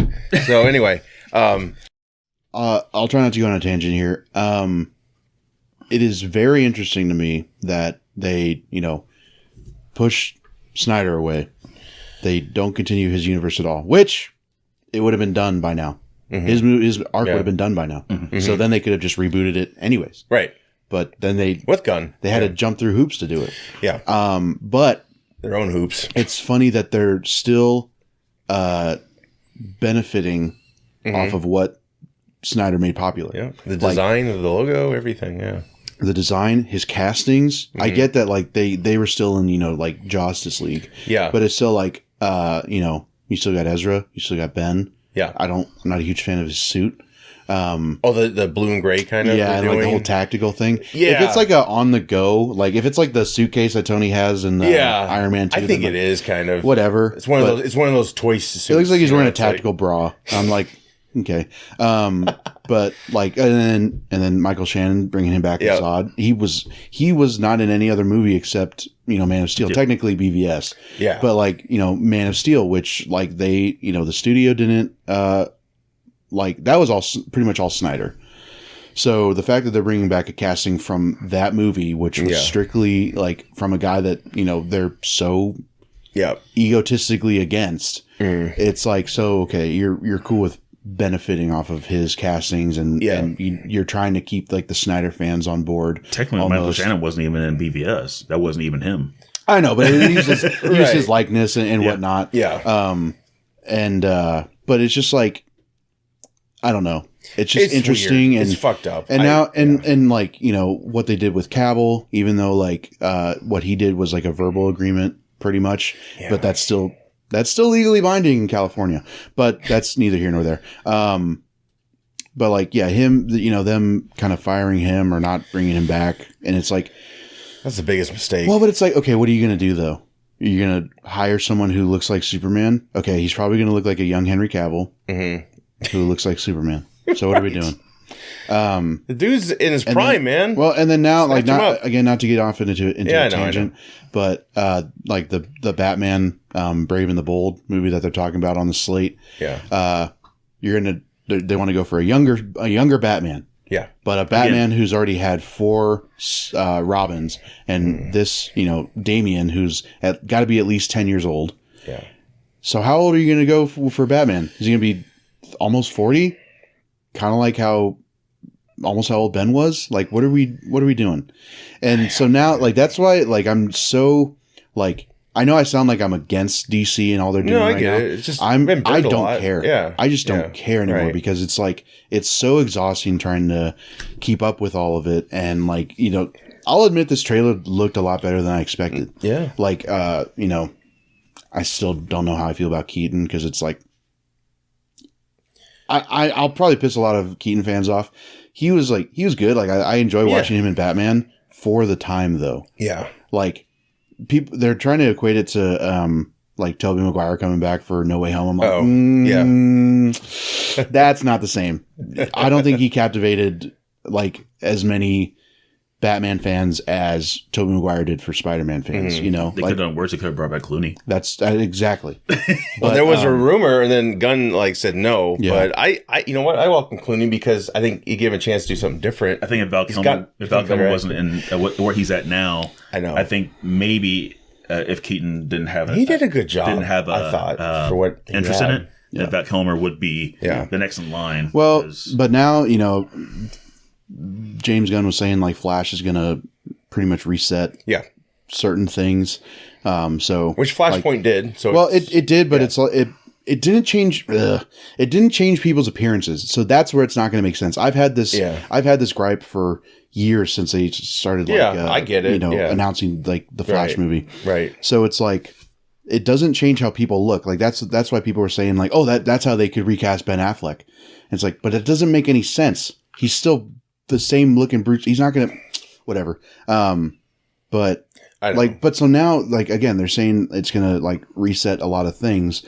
So, well, Keaton's done. I'd assume Affleck's probably going to be out after this. Yeah. Like, Keaton was going to do Batgirl, which was going to be after. He was going to be in Aquaman, but then like they brought Ben back in. So it's like, because they delayed Flash would make no sense. Well, now they're finishing, they're kind of finishing the DCEU of old.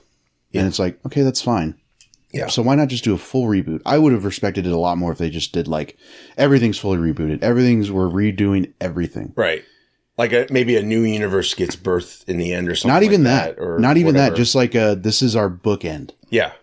Yeah. Now this has nothing to do with anything else. Yeah. I get that too. Yeah. Kind of like how did you guys see the Justice League Apocalypse War? It's like it was like the last one of like the animated DC. I don't think so, but it wasn't critically acclaimed. Like it was pretty top notch, right? Or no? I think so, but like it's like, because there was the Flashpoint Paradox, which was like really well done, really good animated movie. But so this, like, Apocalypse War, pretty much everything goes to shit. Like, a lot of people are dying or have become like, just crazy versions of themselves. And Flash pretty much, like, they're looking at pretty much the end of their universe. And Flash does a reset. And that's what birthed the new, like, animated DC universe or whatever. Right. So it's just like, they could have done that. Like, but, and like, again, not have it tied to anything. But now it's like, okay, now we don't know what's what. We don't know which Batman's which. Right. It's like, there's still all those rumors of, like, they're trying to bring Robert Pattinson in. It's like, that. What are we doing? Like, that's my biggest thing, like, as to why I don't care, because it's so exhausting. Yeah. And everybody's trying to, like, assume that they know or whatever.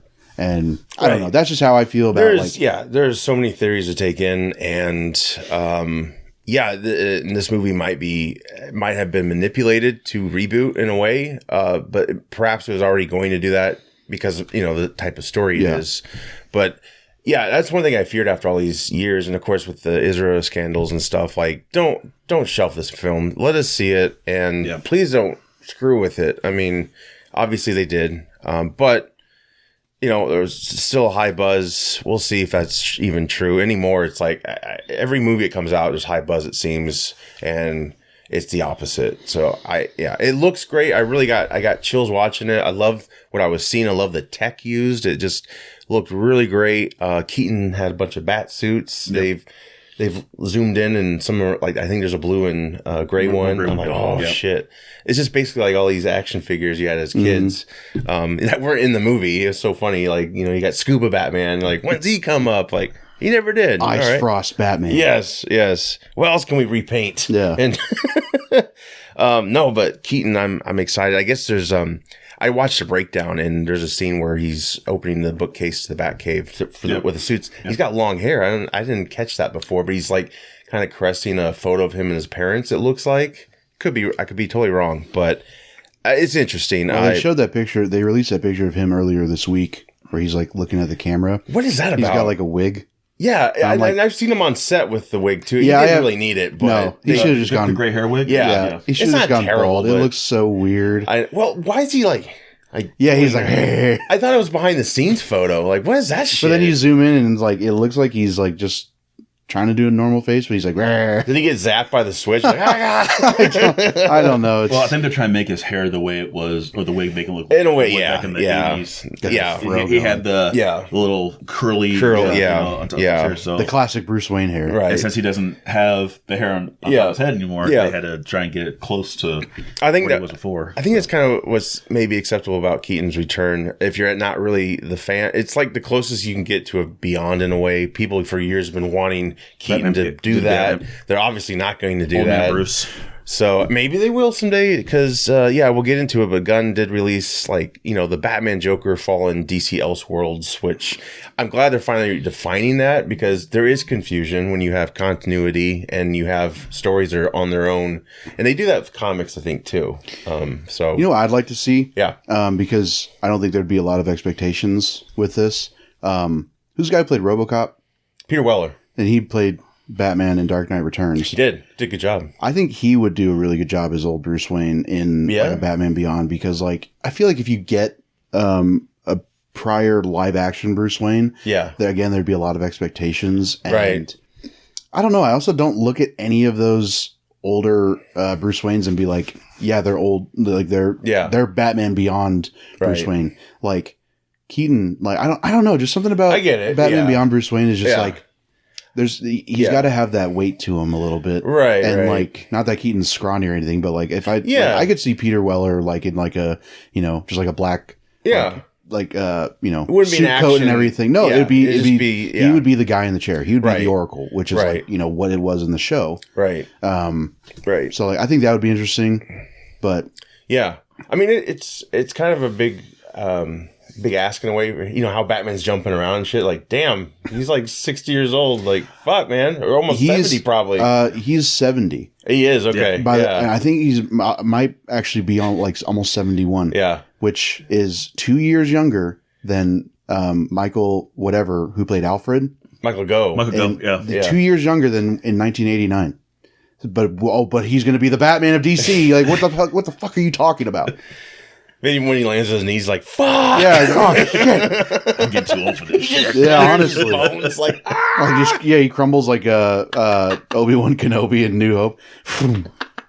Or maybe he has that. I'm coming, Elizabeth. Like, what? Who's Elizabeth? Yeah. Sanford's son. Maybe in his suit, he has like the legs up to where he won't hurt himself, like in when they did it just in. Just keep zapping his heart back to life. Well, not that, but when they did in Dark Knight Rises. No, the TV show with they had like all the heroes come back, that like the Elseworlds type of thing.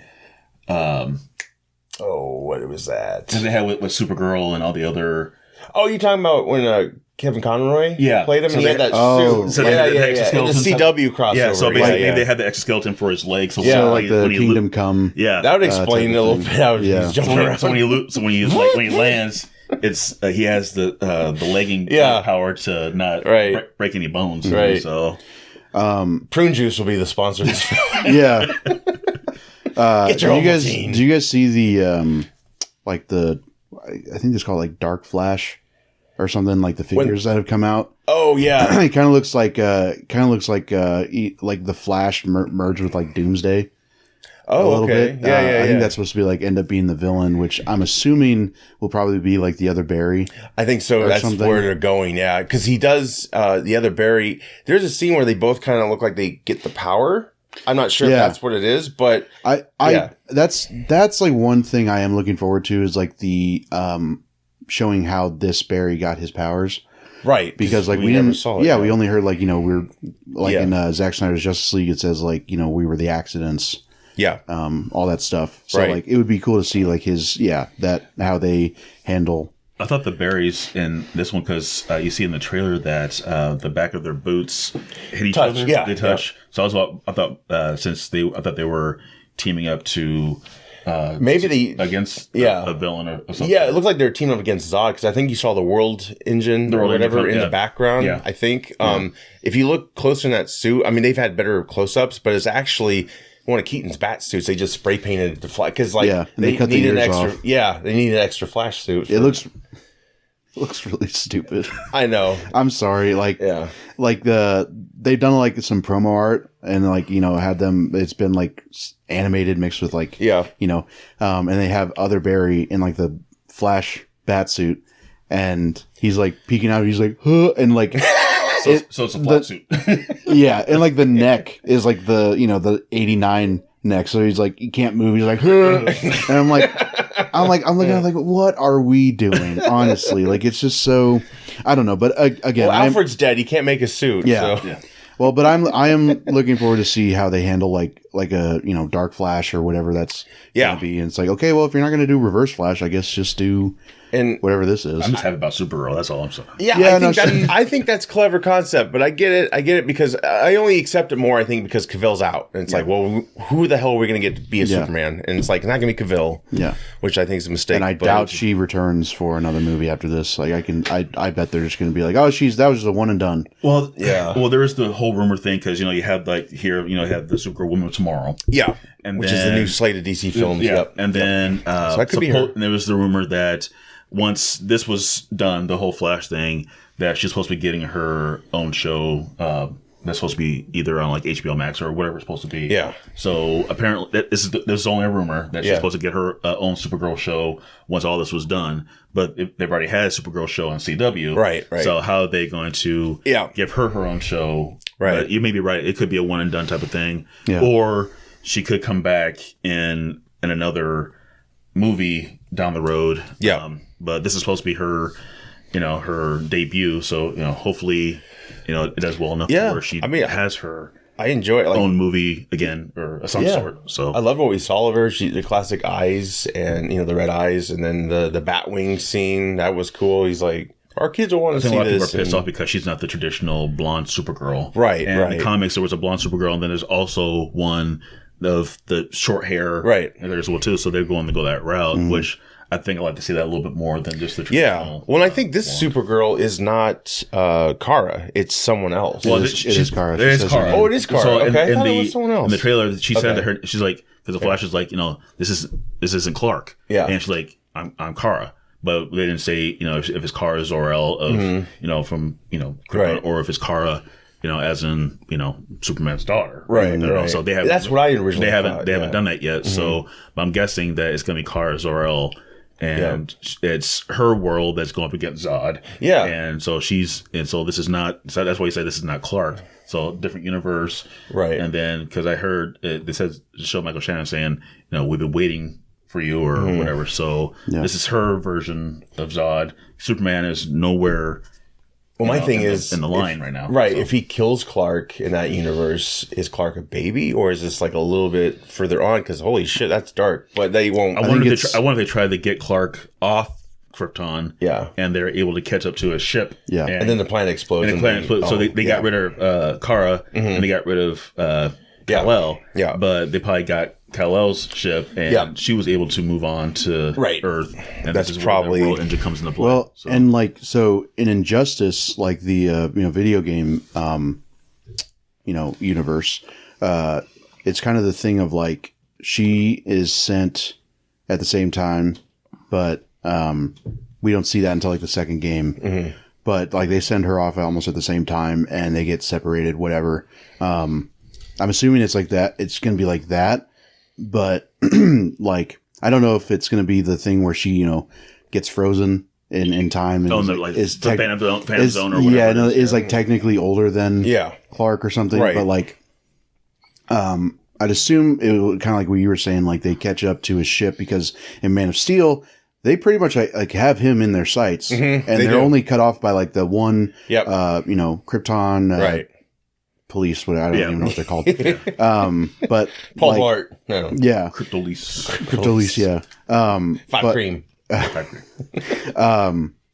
But like I can see, Zod actually like taking him out. Maybe it happens before like they have the Codex or something, because like then what do they have to fight for?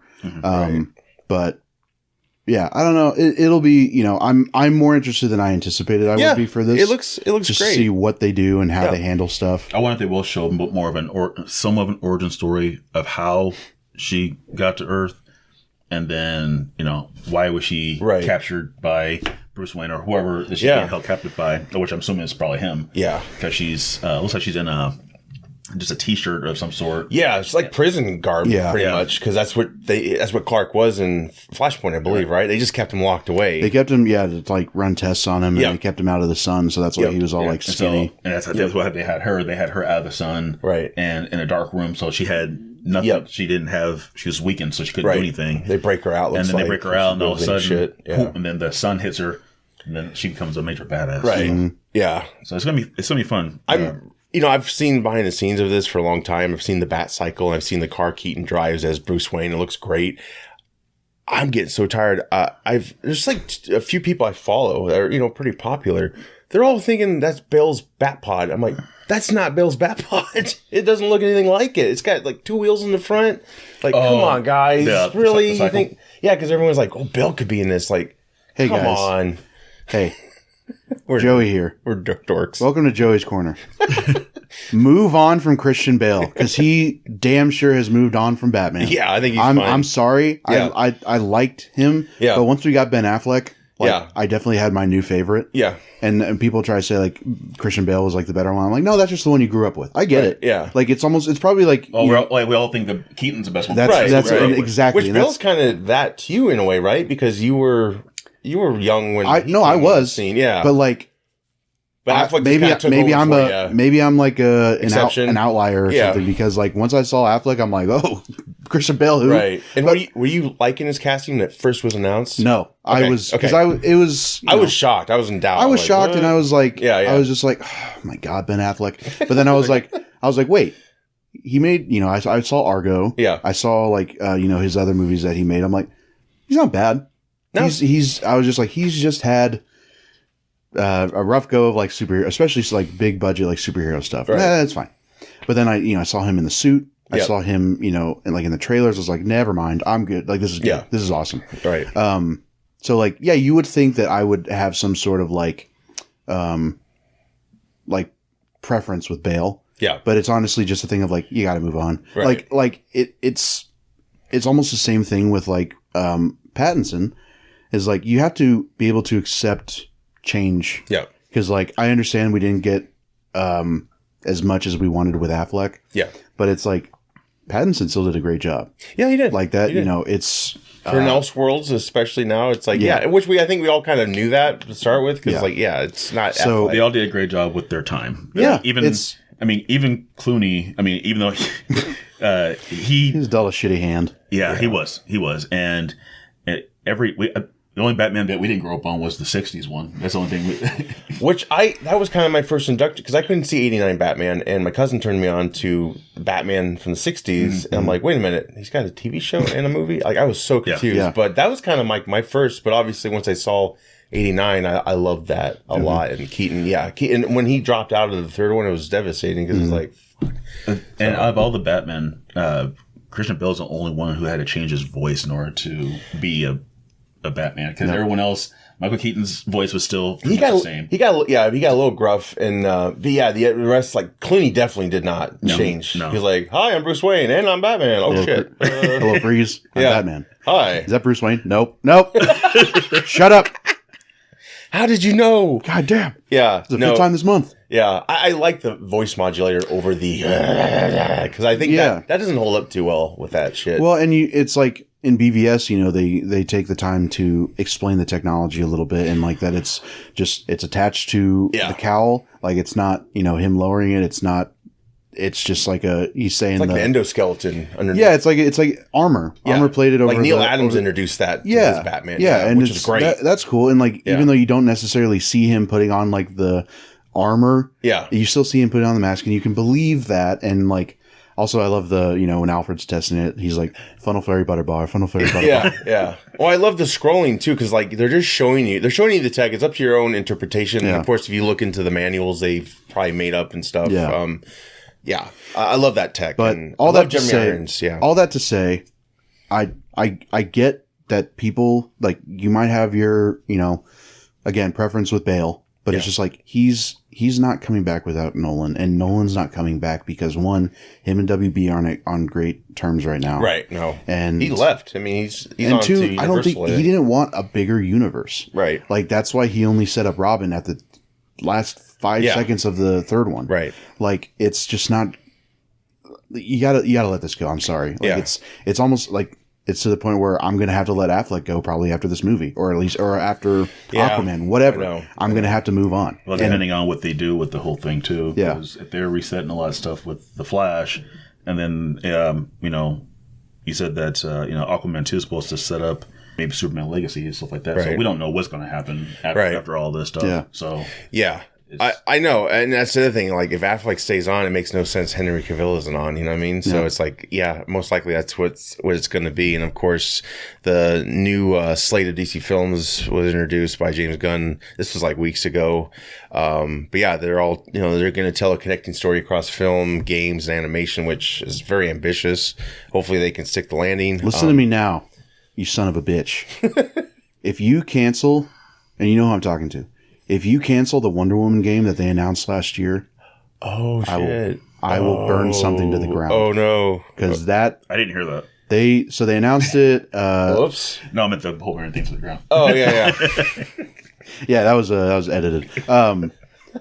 But no, that's like I don't care if you feel like you need to tie everything together. Yeah, leave that alone because like I know you're going to cancel the first like solo female superhero game of your universe. Not really a great start. Well, they call it Elseworlds, right? They could just do that if they want. Yeah, just leave that. So we get it. Who cares? Yeah. So it's just, I don't know. That's like one that's of my ambitious though. Like we're going to connect everything. Like Jesus criminy. Yeah, that's a lot of. That's asking more than what Marvel's asking. Because like with Marvel, it's like you got to watch Loki, you got to watch She-Hulk, you got to watch Miss Marvel, which is like I'm fine watching those, but it's like. you know, a lot of the I didn't get past that level. A lot of the general, yeah, exactly, yeah, I didn't, you know, I played that level differently. It's like what? That's not canon. So it's just like I don't know. It's. I mean, it's a cool idea. What's the what? It's gonna be a lot of work. Tell me. I already know, but tell me. What is the genius start to this new DC universe? What ambitious project? It's got to be something that everybody knows, right? What's going to be the first thing that they start this universe with? It's going to be TV, Creative Commandos. Creature Commandos. Oh, Creature. Sorry. I wrote that wrong. That's all good. I thought Creative was stupid. Like, why do they call it Creative Commandos? Yeah, you're right. Creature Commandos is so much more cool. It kind of is. It is an animated show. Yes. Animated TV show. With characters that, I'm not saying nobody knows them. Yeah. But it's almost like they're trying to do like a Guardians thing. Yeah. And I'm like... Gun's big on the obscure... This is how you're starting the new DC... Nobody's going to know what the hell this is. Right. Well, to be fair, though, after The Flash, we still have Blue Beetle, right? And Shazam... No, I'm sorry. Shazam 2 before The Flash... And then Blue Beetle after that. And then Aquaman. And then but I'm talking strictly Gods like new... Yes, the new chapter. Yeah. You're starting with an animated show. Yeah. Not everybody likes animation. I'm sorry. Like, right. That's just how I love it. But like I know people that don't. Mm-hmm. And you're starting with Creature Commandos, which I've never heard of before this. I haven't either. So, Me either. Like it's honestly but yet again, I didn't hear of Guardians either. So right, I mean, but at least Guardians came in like the 14th movie. True. Whereas this is like, what is this? Right. So you're not even going to start with. You could start with Wonder Woman or something. So what is Creature Commando? I mean, is it what? I never heard of it before either. I think it's just like it's a team of misfits. It's a team of. It's like Guardians of the Galaxy. They're they're Weasel's one of them. He's from the Suicide Squad. So is this supposed to be like part of like everything else we've been talking about then? Yeah, it's going. They're all starting with this chapter 1, Gods and Monsters. They call it. It's the start, and then Waller follows. That'll be live action, but it'll be TV. Viola Davis will team up with Team Peacemaker, basically. Okay. And that's what that is. And then we get our film, Superman Legacy, which is due out, it'll probably change, July 11th, 2025. And then likely we'll have a different Superman. Yes. Yes. Unfortunately. But tell me as best you can. Had you not heard us talk about Creature Commandos, would you have even like known what that was? And would you exactly? No. So like that's just my sounds thing. like a toy line from the 90s that just didn't work out. Well, yes, it does. Like Small Soldiers. Yeah. Like honestly, it's the point of like I understand wanting to do something new. And, you know, whatever. It's a risk, yeah. But if you want to get the general audience on to the DC universe, that's not how you start it. I'm not even talking like I know how to. I think a lot of DC lovers are starting to run out of patience. Yeah. I mean, well, maybe they're hoping everyone's going to be so full from all these other films still that it's going to be more accepting. And it's like, okay, I'm done with these bigger characters for now. I'm just thinking maybe that's their thought on it. I don't know. Maybe, but I mean, if these are like big movies that really stick the landing, yeah, maybe it will be kind of exhausting. Are they trying TV first to see if there's a general like audience for this? Because who would want to they're going to start with this, and then it's going to lead up to the bigger characters again. Well, I'm going to be amazed. I'm going to be amazed if WB allows Gunn to have his 8 to 10 plan work out, because we all know from history. I don't know about all these movies coming out. They'll panic. I don't know about fucking panic. They always do. So like I saw someone saying, make them for cheaper, man. That way you get your money back. He's barely talked about Shazam, which is coming out next month. He is not like he tweeted about The Flash. He said like his greatest comic book movie I've ever seen. He has not talked about Shazam. He did the announcement, but outside of that, yes, I get it, because it took all the fizz out of all these other films. Like when they're rebooting, it's like, oh, okay, well, I guess I don't need to care about these films. Mm-hmm. I don't know. I mean, I like to see it, but. Yeah, if it's not going to, like, you know, especially if it has a cliffhanger, like, well, we're never going to see how that goes. No. But that's another thing that a friend of mine like pointed out. It's like, how do we know all these even chapter 1? How do we know even all these movies are going to get made? Because they could get 2-3 movies in and be like, oh, whoa, wait, we're not making. They're not getting big returns. No, yeah. Well, and like I saw someone saying that The Flash is going to make $2 billion. I was like. In what world? Elseworlds. I mean, not even that. I was like, Aquaman and Joker were the only ones that make like $1 billion. Yeah. And that, they Their budgets kind of were coasted. low. Well, it was they were low and they coasted into $1 billion. Yeah. Like not saying not Aquaman was low, but yeah. Not taking away like how good or how much I enjoyed the movies or how good the movies are. But like those were the only two to coast into $1 billion. You're saying they're going to make $2 billion? No movie has done that. They thought that would be BVS. And they invested a lot into that, I think, expecting that. And it didn't work. But like with BVS, that still made 870. It was a success. I think it's because the marketing, they went apeshit. Because ever since Avengers, that $1 billion, I've when that happened, I dreaded it because I was like, everyone's gonna have that expectation now, and you should not have that expectation at all. Again, BVS made like 870 something. Yeah, it still made a lot of money. Made a shit ton of money and it made its money back. Yeah. But it's like, I didn't make $1 billion. I'm fine with that. Right. But like, I didn't expect Aquaman to make $1 billion. No. I don't go into movies expecting them to make $1 billion. Joker, for sure not. I was like, how's that? How did that make $1 billion? Are you kidding me? That's awesome. But so like it's like anybody saying that The Flash is going to make $2 billion. I'm like, you're telling me it's going to make more than Avatar, Endgame, and Avatar 2. Yeah, like and Titanic.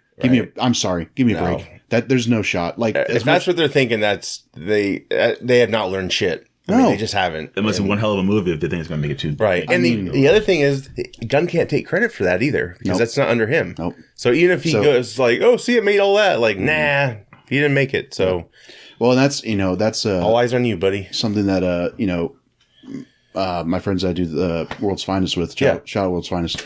Like we've been talking about that, and it's like my friend Anthony was like, say they did restore the Snyderverse, so let Zach do his last 2 movies. Who's going to get the credit? Probably Zach. But who wants the credit? James Gunn. So that's why he's not going to do it. It's all ego. It's all James Gunn wanting to take and like. If you like James Gunn, cool. I do not. I'm so over like everything. Him and like people trying to jump into his Twitter replies and be like, is this happening? It's like, I don't care. They're trying to get the Snyderverse reborn through Netflix. So I don't know if that's a good thing or a bad thing. No, it's also not going to happen. Like I'm sorry, Zach is like, he's doing Rebel Moon, he's doing Army of the Dead, or like the Army universe. He's got his own stuff going on. He's moved on. Yeah. I think he's moved on. I think he's happy doing his own thing, and like, I don't even know if he would want to like work, like be like have the possibility of that happening again, right? In like the last 2 movies, and also, WB would have to allow, there's no all way. These characters. Yeah, like another friend said, like Batman alone would be like $1 billion like buyout almost, and just like let us use this character for 2 movies. Right. WB would have to allow that, and they're not. I'm sorry. If this sounds like I think it's just a wishful thinking. Well, it's wishful thinking. Everyone wants the Snyderverse to finish. Yeah, and they're trying to figure out anything that they can possibly do to get these movies. Trust me, I would love to see. I love those movies. That's what made me. I mean, Snyder made me love Superman. Yeah, like no offense, like just before Man of Steel, I was just like, eh. Yeah. But like then I saw Man of Steel, I'm like, holy shit, this is awesome. Mm-hmm. And like, trust me, I would love to see the Snyderverse restored. We're used to Rivera, so that's what we grew up on. So yeah, that's exactly. what we're used to that type of right. So. Yeah, and I mean, like Superman Returns didn't really help its case. It didn't help its case, but I wanted to like it. I was like, I mean, Eye Candy had it, but I think Brandon Roth was able to get his redemption with I'm happy you got to do that. TV version. Yeah, no, absolutely. Unfortunately. Yeah. But no, with like the Snyderverse like sold to Netflix, or people wanted to be sold to Netflix, I'm like, I had to rename all the characters. It's like, I'm Flying Man. Yeah. Like, what? Alter Guy. I mean, it's honestly just like... It's like the Walmart brand of pop. I'm sorry, I'm not trying to sound... Think of Woman. Think of Woman. Think of Woman. I'm also like not trying to sound like... Waterman. Like, that I'm smarter than anybody here. Boy.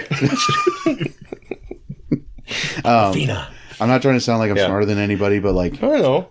You just don't understand how movies work then, like, especially behind the like deals and stuff. Because it'd be easy, just sell it to Netflix. No, they can't just take it. They can't just take it. And I'm sorry, it's going to be a multi-billion-dollar deal. Yeah. Like, look how tough it was just for Spider-Man to be included in like for Marvel to buy the rights to just borrow Spider-Man. Yeah. So and it's that's like still have been shaky. There's still it's still technically owned by Sony. So it's like no, I'm sorry, that's not going to work. Yeah. Well, whatever happens in this whole thing, in the whole DCU universe, I hope whatever they're building towards, I hope it's better than what it, without all the drama. And I hope it builds up to something. It's all on WB. It's like, don't panic, guys. Well, and it's going back to like Brandon Routh and Superman Returns. He was the last one to kind of like have the trunks.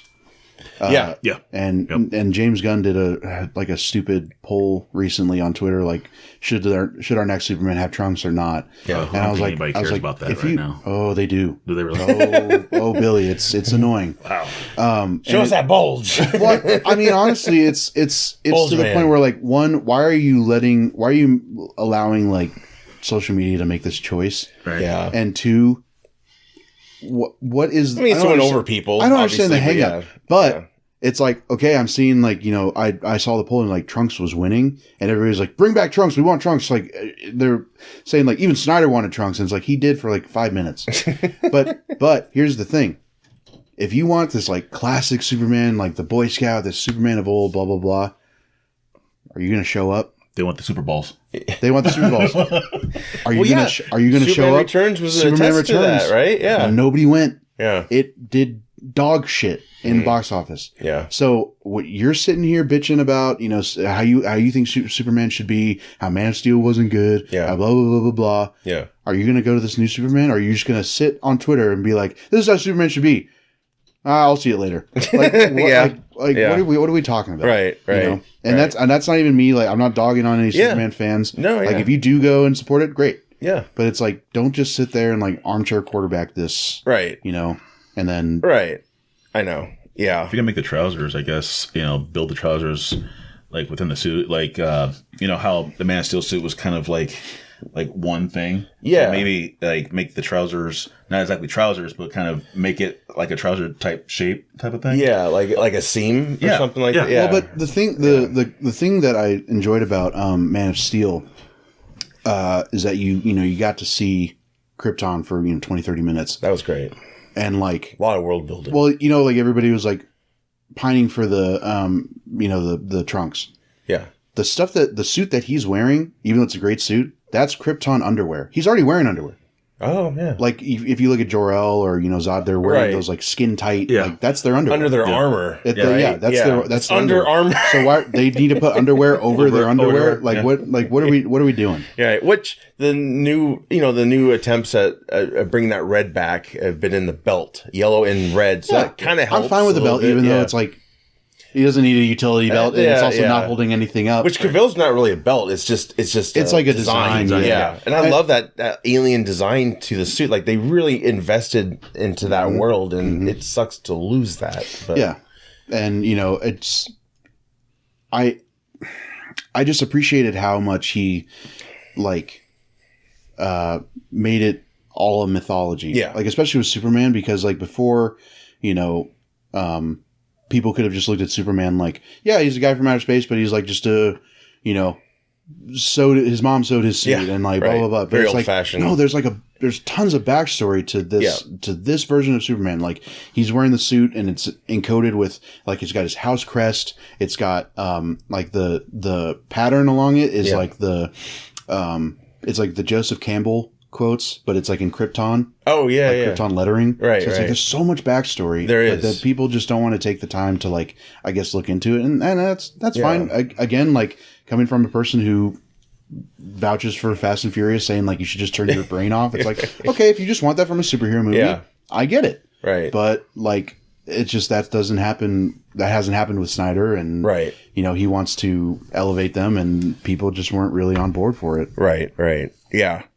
Yeah, well, and just to list the rest of the plan real quick. Lanterns will be the TV, which will have Jon Stewart, Hal Jordan, other Lanterns inspired by kind of a True Detective vibe. Film The Authority. I've not really heard about The Authority. It's just another group trying to do good. I've heard people talk about it. I haven't really looked into it much. So they're not like superhumans. They're just regular people that's trying to I think they're kind of like they're like another type of Justice League, except they're their own, and I think they will break the rules to, bring justice to certain places. I think that's their whole MO. They don't like get approval. I think they just do things, and so I'm happy they're bringing lanterns. We get to see that again. We'll see how that goes. Paradise Lost will be a TV series. Obviously, Themyscira is where it takes place. Mm-hmm. Set before the first Wonder Woman movie. Yeah, Game of Thrones vibe. Hopefully, not a lot of incest, but well, I doubt it since it's mostly just. That's true. Yeah. Film The Brave and the Bold. I'm excited about this. But again, it's an aged Batman, so it's like, what's the point? But yeah, we have Damian Wayne as Robin, so it's based off the Grant Morrison comic. Mm-hmm. And yeah, it'll begin the Bat family in the new DCU. So that'll be interesting. Yeah, I mean, it's kind of, they've never really been able to do Robin right, probably in the films, right? No, they haven't. It's just tough, right? But with Damian, you can get away with so much. It's like a whole other Robin. He kills people. I mean, it's like he's off the hinges a little bit. It's not the traditional Dick Grayson to where it's right. It's the kid that his parents got killed or whatever. Right. You might get Ra's al Ghul in this. Who knows? I mean, I've seen the animated film, and Damian doesn't pull punches too much. Well, it's like there's probably the whole factor of like, oh, you thought you had your hands full with Jason Todd. Yeah. But it's like, look at this dude. Like, he's like you say, he's killing people. He's got a sword. Right. I think he's just hitting people with the blunt end of it. No. So it's stabbing dudes. Damian Wayne, so that'll be Bruce Wayne's son. So yes, it's him and Talia Ghul's kid. Okay. So she kept it from him. So I was wondering if it was going to be like the old days of Bruce Wayne and Catwoman. Catwoman's Birds of Prey. Right. What was it, Selena Wayne or something like that? Wasn't that her name? That show? So, that last Helena season? Wayne or something? Something like that, yeah. I watched that show. I was like, Brucey Kyle. I don't know. So I thought it was going to be like Selena Kyle's child with. I don't know if he's got a kid with her or not in this verse. I don't know. I mean, Damian Wayne's such a new concept. Yeah. I mean, it's not really. What is it, like 10 years old now? The concept, Damian Wayne, almost maybe. Maybe older. Like that, maybe 10, 15. Yeah, like 10-year-old Robin. All right. Yeah. All right. Yeah. I think I find it interesting. I love the title. I think it'd be really cool. We'll see how. I don't know.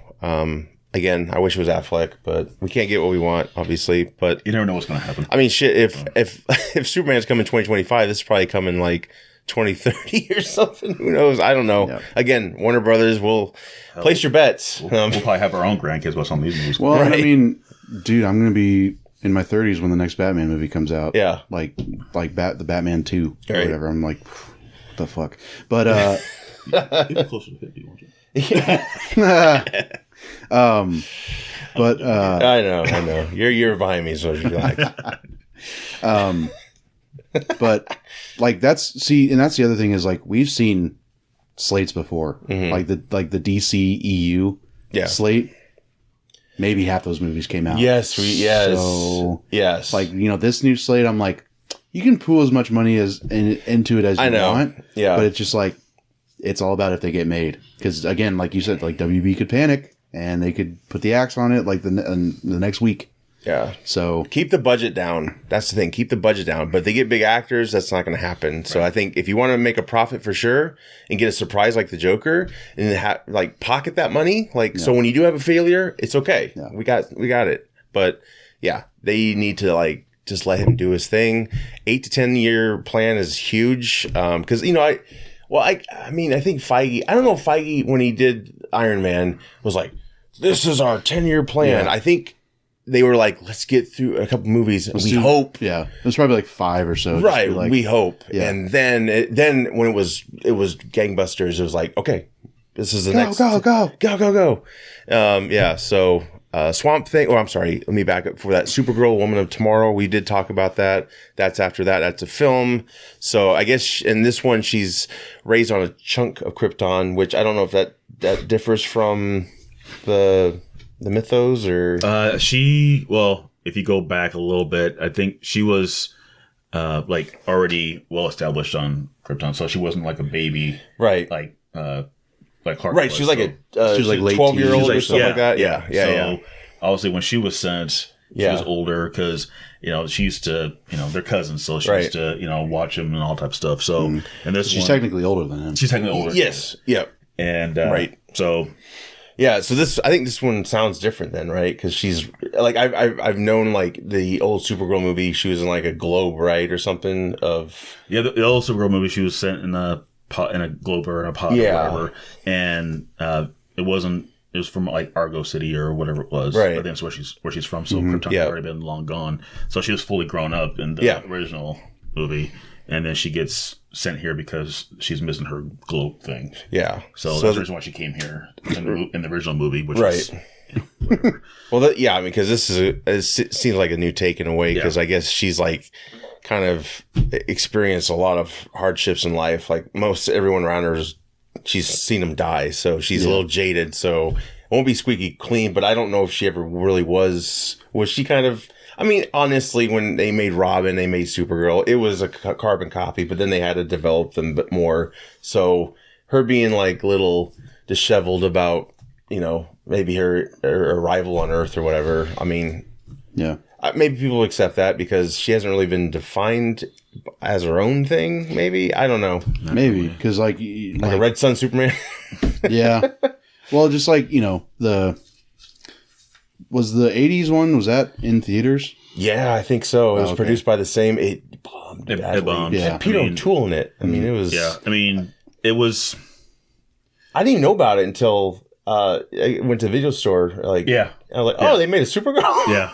But see, that's where it could maybe benefit them is that, there's not a lot of expectations. Yeah. There's not a lot of. I think so. There's not like 7 Supergirls where there's like 7 Batmen or whatever. Right. So. Right. The only Supergirls you see now really were all the animated ones. Right. So there really is no and then the series finally. Like that. So, well, in the series. Yeah. But none that have been like, this is the pinnacle. I think it's like you always forget that, like, she was in Smallville. Because just like, she wasn't, not that she was bad, it was just like a. Right. Yeah. She was there. Yeah, and she wasn't really known as Supergirl in Smallville. It was just Kara. And then she's the only one that flew out of the two of them. So. Till the last that episode. Finale, They CG'd with Darkseid. Yeah. So that was, But like you said, it's the expectations is not very high, I think, for that, for that character yet. That's good for them, to do. And the only thing that people are kind of confused about now is, like, is it going to be Sasha Calle from The Flash? Like, is she going to be Supergirl? Right, yeah. Because, like, that's, which is another thing that they should have announced. Even, like, just definitively, like, it's not going to be her, or it is going to be her. I think they want it to be, but... And I'd be waiting on The Flash. Like, if people really love her, then obviously, it'll probably be that. James Gunn's wife, who he has to just put in every project now. Right? Yeah, Peacemaker and Shazam, right? From what I could tell, I think she'd be... From what I could tell, I think she'd be really good at the character. But it's just, we won't know until that comes out. I mean, it's definitely not a traditional look. It's not traditional look. Want to see a blonde Supergirl, whatever. I don't know. Well, and it should just kind of speak to, because Andy Muschietti, like, they released that video of him telling her that she was Supergirl. Yeah. That was a cool video. Yeah, it was. Like, I can't remember how many auditions they said they had, but it's like, that should speak to how good she was. If they went through so many auditions, they're like, this is the best one. She's the best one. So it's tricky because if that Flash is such a big hit, you got that pressure, but she's going to be a different Supergirl. So people are going to be like, wait a minute, how come she's not this way? No matter how they say things, she's going to be a different Supergirl because she's the first Latina Supergirl, or really, I guess, way superhero, I guess, to fill this kind of big character. So, or she, maybe, the Flash comes back at the end and she's always been, if they do a stupid retcon like that, she's always been the super, like the Kryptonian of that world. Like Clark never existed. I don't know. Oh, because when Clark arrives in Man of Steel, there's another suit and all that shit. Or well, yeah, but I'm saying like, when Flash comes back, it resets certain things. So maybe, she's always just been the Kryptonian that made it. Maybe it was never Clark. Maybe there is no Superman yet, or maybe there never will be. Yeah. And it's like, that's dumb, but it's like... maybe that's where the whole Woman of Tomorrow comes into play. Yeah. Because... Maybe. Could be. If they want to keep her that's on. Something, yeah. which I'm not going to make any... I said, we can only speculate how it's... Well, of course, yeah. There's going to be so many changes. Even if we could, it'll change probably. And maybe after the Woman of Tomorrow thing, maybe they will kind of reboot the whole Superman thing. Yeah. And maybe he's the one that's been held up somewhere, and he's come to his own, and she'll end up, maybe coaching him or something like that. Right, right. And who knows, like, we got Swamp Thing as going to be a film. I'm excited about that. I love the series they did. Sucks they canceled it, like, right when it premiered. That was dumb. But I thought it was I thought it was good for its time. Because I grew up on the 90s Swamp Thing. We did, and there was a cartoon. I had the toys. I love Swamp Thing. Well, and it was like a good horror, series, too. Like, it was, it had a lot of horror elements, and like James Wan being, behind it. Was I think he still might be with this film, I think. Oh, maybe. But yeah, James Mangold's kind of maybe hinted at being talked to about it. Mm-hmm. I'm for it. I don't know if he can tell a dark story, though, because I think that's what they want to do with this Swamp Thing, kind of like a horror vibe. Yeah. So I don't know if he can do that. I don't know. I'm not expecting too much out of this new universe, and I just I can't care. Like, even if they do something super outlandish, I'm gonna be like, right. Probably take a few films. So hopefully. even that, like, I can't see myself. Yeah. Because they've kind of drawn that line in the sand a little bit of like, I'm not gonna boycott any of these movies by any means. Right. But like, they've pretty much told our corner, or like, my corner of the fandom. Yeah. Like, your stories were good for their time, but they don't matter. Right. Like, we're not even going to continue those. So I don't know. That's kind of just how I feel. Like, I get it. Again, I'm not bitter. I'm just I'm like, okay, you do what you want. Sure. And, also, like, Batman is Batman. Like, I'm sure I'll enjoy some sort of aspect from the new one, if that ever, if that ends up getting made. Worst case, you'll just dip in once in a while, like, I like that character. I'm going to watch what they do with it. And then, all right, I'm good. Yeah. And then, Or just walk in the theater like, oh, man, this is my favorite part. So Matlock is getting rebooted. This will, I think, excite Joey a lot. So go Matlock. Yes. Billy. Tell the folks about Matlock, the original we grew up with. So the original Matlock had Andy Griffith in it. Looks like it started back in the late 80s or mid 80s and ended in the mid 90s. My dad used to watch it all the time. So, my grandma did too. Plus, it's part of my last name, so it's kind of weird. Yeah. It's catchy. It's catchy. It's gonna be pretty cool. Could be a lawyer still. No. No, that's all right. No. I'm too old to be arguing right now. So Kathy Bates is coming. In it. This is going to be kind of a different way of going. But Madeline Matlock. So I don't know if it's a daughter. She's the main actress? Yes. Yeah.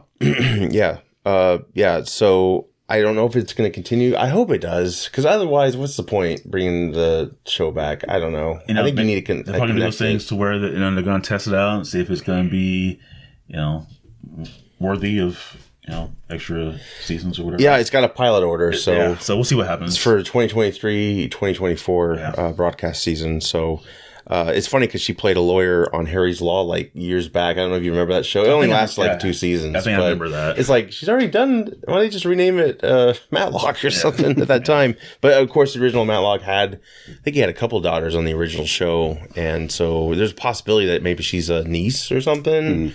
I don't really need them to be like really on like playing the nostalgia trip, because it's Matlock, but also it'd be kind of a neat nod, like, yeah, he was my uncle and blah blah blah, and then you just move on from there. But obviously they want the name, so yeah, I don't know. Kathy Bates can't really go wrong with that. I don't know how.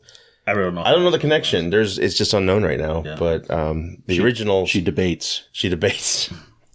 Kathy Bates. Right. Well, they did bring back Perry Mason, but they like set it in the 20s or 30s. Oh, and, I don't know if that's even like trying to canon with the original, probably not, but that's interesting. I never really got into Perry Mason all that much, so I watched a few, but Matlock and Murder She Wrote, those were the big ones growing up. We started watching that again, Murder She Wrote. Yeah, we just hold up pretty well. I mean, it is.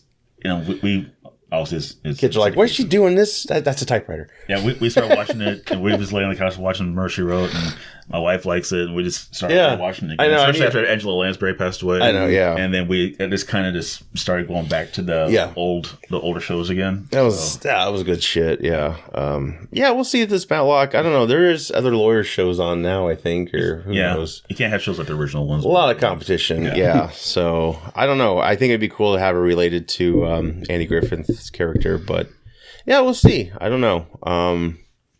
It's a CBS show, so that makes sense. Yeah. they seem to do a lot of those other shows, and they're spinning off some other shows as well. So, yeah, we'll see what Kathy can do with the part. But, yeah, I'll tune in for, just like Night Court. I tuned in for a few episodes, and I did like what I saw. I just haven't been back because, you got Hulu now, so you don't really have to be on network to see everything.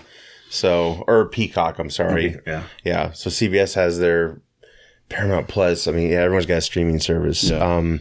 So just final thing, reviews, recommendations, whoever wants to start, anything, comes to mind you've seen lately, Murder She Wrote. The only thing I've seen lately for me was, I haven't seen any of the movies that we're going to be talking about here, but last one I saw was Megan, which was interesting, to say the least.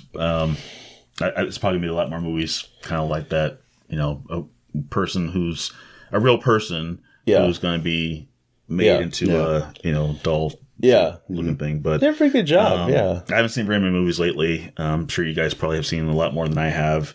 So I don't have a whole lot of recommendations, to be honest with you. Not a problem. Yeah. No, Megan's great. The Last of Us, I love those games, and the show has just been killing it. Like this last week's episode, literally. This last week's episode was like probably my favorite, and I'd say probably the best of the season so far. Yeah. It was just, if you've played the games, like you kind of know where like the trajectory of the story. Yeah.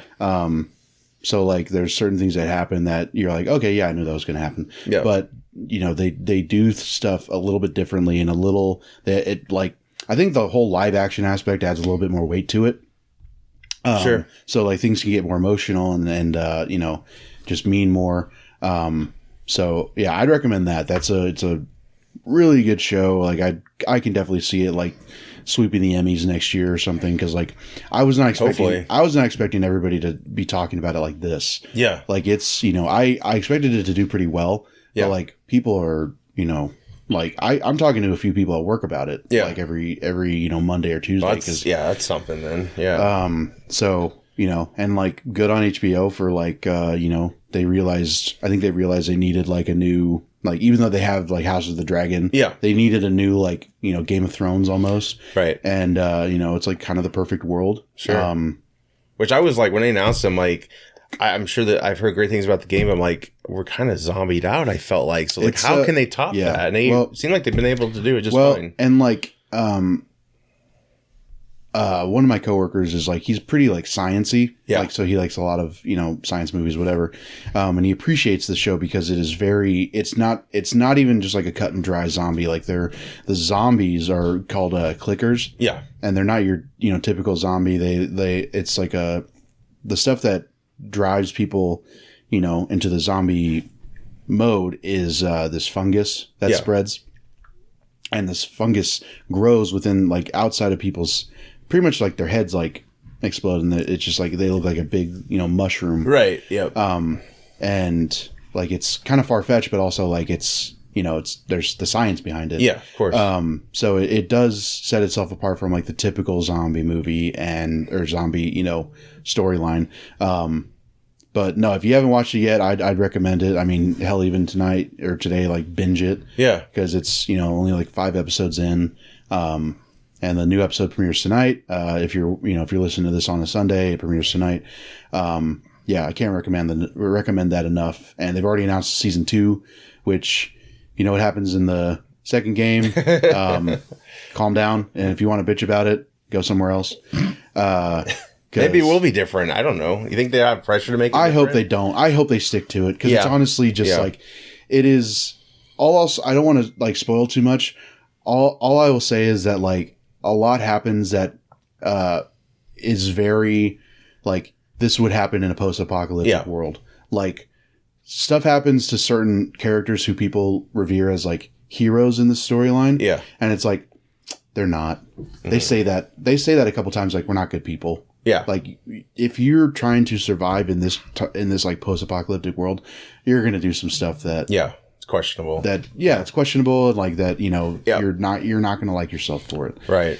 So, anyways, all that to say, Last of Us, I can not recommend that enough. It's fantastic. I need to see it. Yeah. I've been waiting on my wife to see it with her. Oh, okay. So, we'll just wait a few more weeks, I guess. And blame the wife. Yeah. Blame the wife. I know it's always shows. I'm like, because we've talked about doing a podcast where we watch things. I'm like, oh, wait. And then we can do this maybe, but I might have to pull the plug sooner or later. I don't know. Just watch it and then watch it again with her. Yeah. I'd be like, wow, this is crazy. Oh, crazy. Wow. I bet. I didn't know he was going to. I was super shocked. I didn't know he was going to die. These are the main credits. Yeah. I saw Knock at the Cabin weeks back. This is M. Night Shyamalan, who did Sixth Sense, Unbreakable. He's kind of had a resurgence with was it Split that kind of brought him back a little bit. So he's kind of dipped in and out recently. This is not his story. This is based off a book.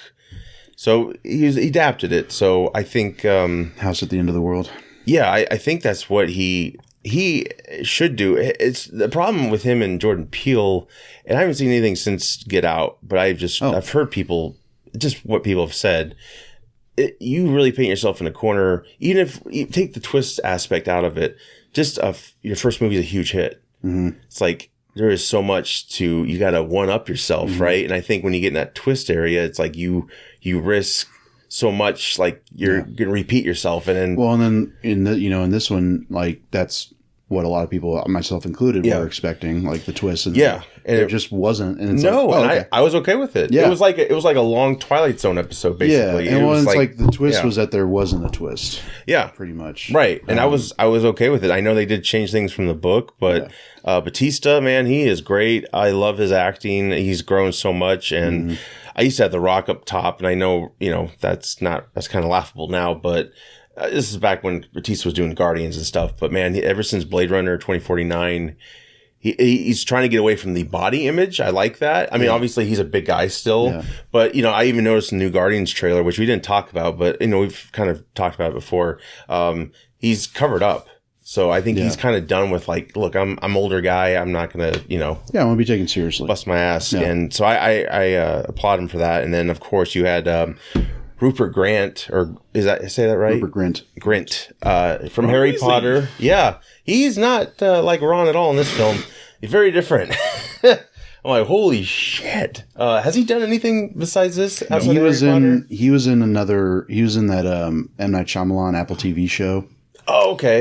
I think it's like Servant or something. Yeah. Did he do like another character with like different range from I think Ron? It was like, I think he was also American or whatever in that. I haven't seen it, so I don't know. Yeah. But I thought he did good for, what he did. This was interesting. Yeah. He was like a redneck, like, like a homophobic, like, it's kind of like, oh, I don't like you. Right. The Ben Aldridge, I think, is the one of the fathers of the child in the movie. He's the more aggressive one with the gun and stuff. Sure, yeah. Great actor. I loved his performance. I was really captivated by his performance, and I liked the flashbacks, how they were intertwined. And it's just really, it's like, so, they're basically vacationing this, gay couple and their daughter. And they get to knock on the door of these strangers, these four, I think, right? Yeah. And it's like I almost would think it'd be better to not show at the end if there was real or not. I'd be like, whoa, what the fuck? So, but overall, I did love the performances, and it was really good. And I think it's solid enough. I would probably buy it for my physical media collection. Yeah. I really enjoyed it, and I'm fine with it. I think M. Night's a great director. I think he just needs to take a rest. And if he really is inspired to write something great, do it. Well, I think that's the thing is like he did take that rest, and he came back. That's true. Yes, he did. What really kind of put him back on the map was the Visit, which he didn't direct, but he like produced. And okay, I realized like that was him. Yep. But and then he made Split and Glass. I liked Old. I don't think a lot of people really vibed with that one. I didn't see Old, no. But I liked Old. Like it's the one where they like go on that vacation to the beach and they start aging like rapidly. That was good. And I think he's kind of getting back into that like, making that recovery he probably wasn't sure he would make after Avatar. Yeah. Or like The Happening or whatever. Right. Well, in Hollywood threw big shoes at him. They're like, he's the next Spielberg. Like, that's really, that could really screw with you. And a lot of expectation there and stuff like that. But I'm happy he's doing more films again. Mm-hmm. Antman and the Wasp: Quantum Realm. We're not going to spoil anything here, but getting a lot of mixed reviews like before it even came out. Again, this is one of those products of like, oh, it's so fantastic, it's getting great buzz, and then it comes out and they're like Rotten Tomatoes, which I'm sick of hearing about Rotten Tomatoes. Like enough Rotten Tomatoes. No, I get it because they're that popular. But no, I think some of what they do. You know what? When I started hating them was they had like two critics who did like a show when BVS came out, and they were laughing, like they were shit talking it, and they were like excited to do it. And I'm like, I'm done. Yeah, like, you guys are assholes. But I don't know. I myself thought it was a decent addition. It really sets up a lot. What did you think, Joe? It was fine. Like it was honestly just fine. Yeah. Like. Could have been better. Well, yeah, and like the big thing was, Jonathan Majors. He's just a fantastic actor. He's great. Yeah. He's in Creed 3. He's the new dude. He was in Lovecraft Country, which is like a really good HBO show. Yep.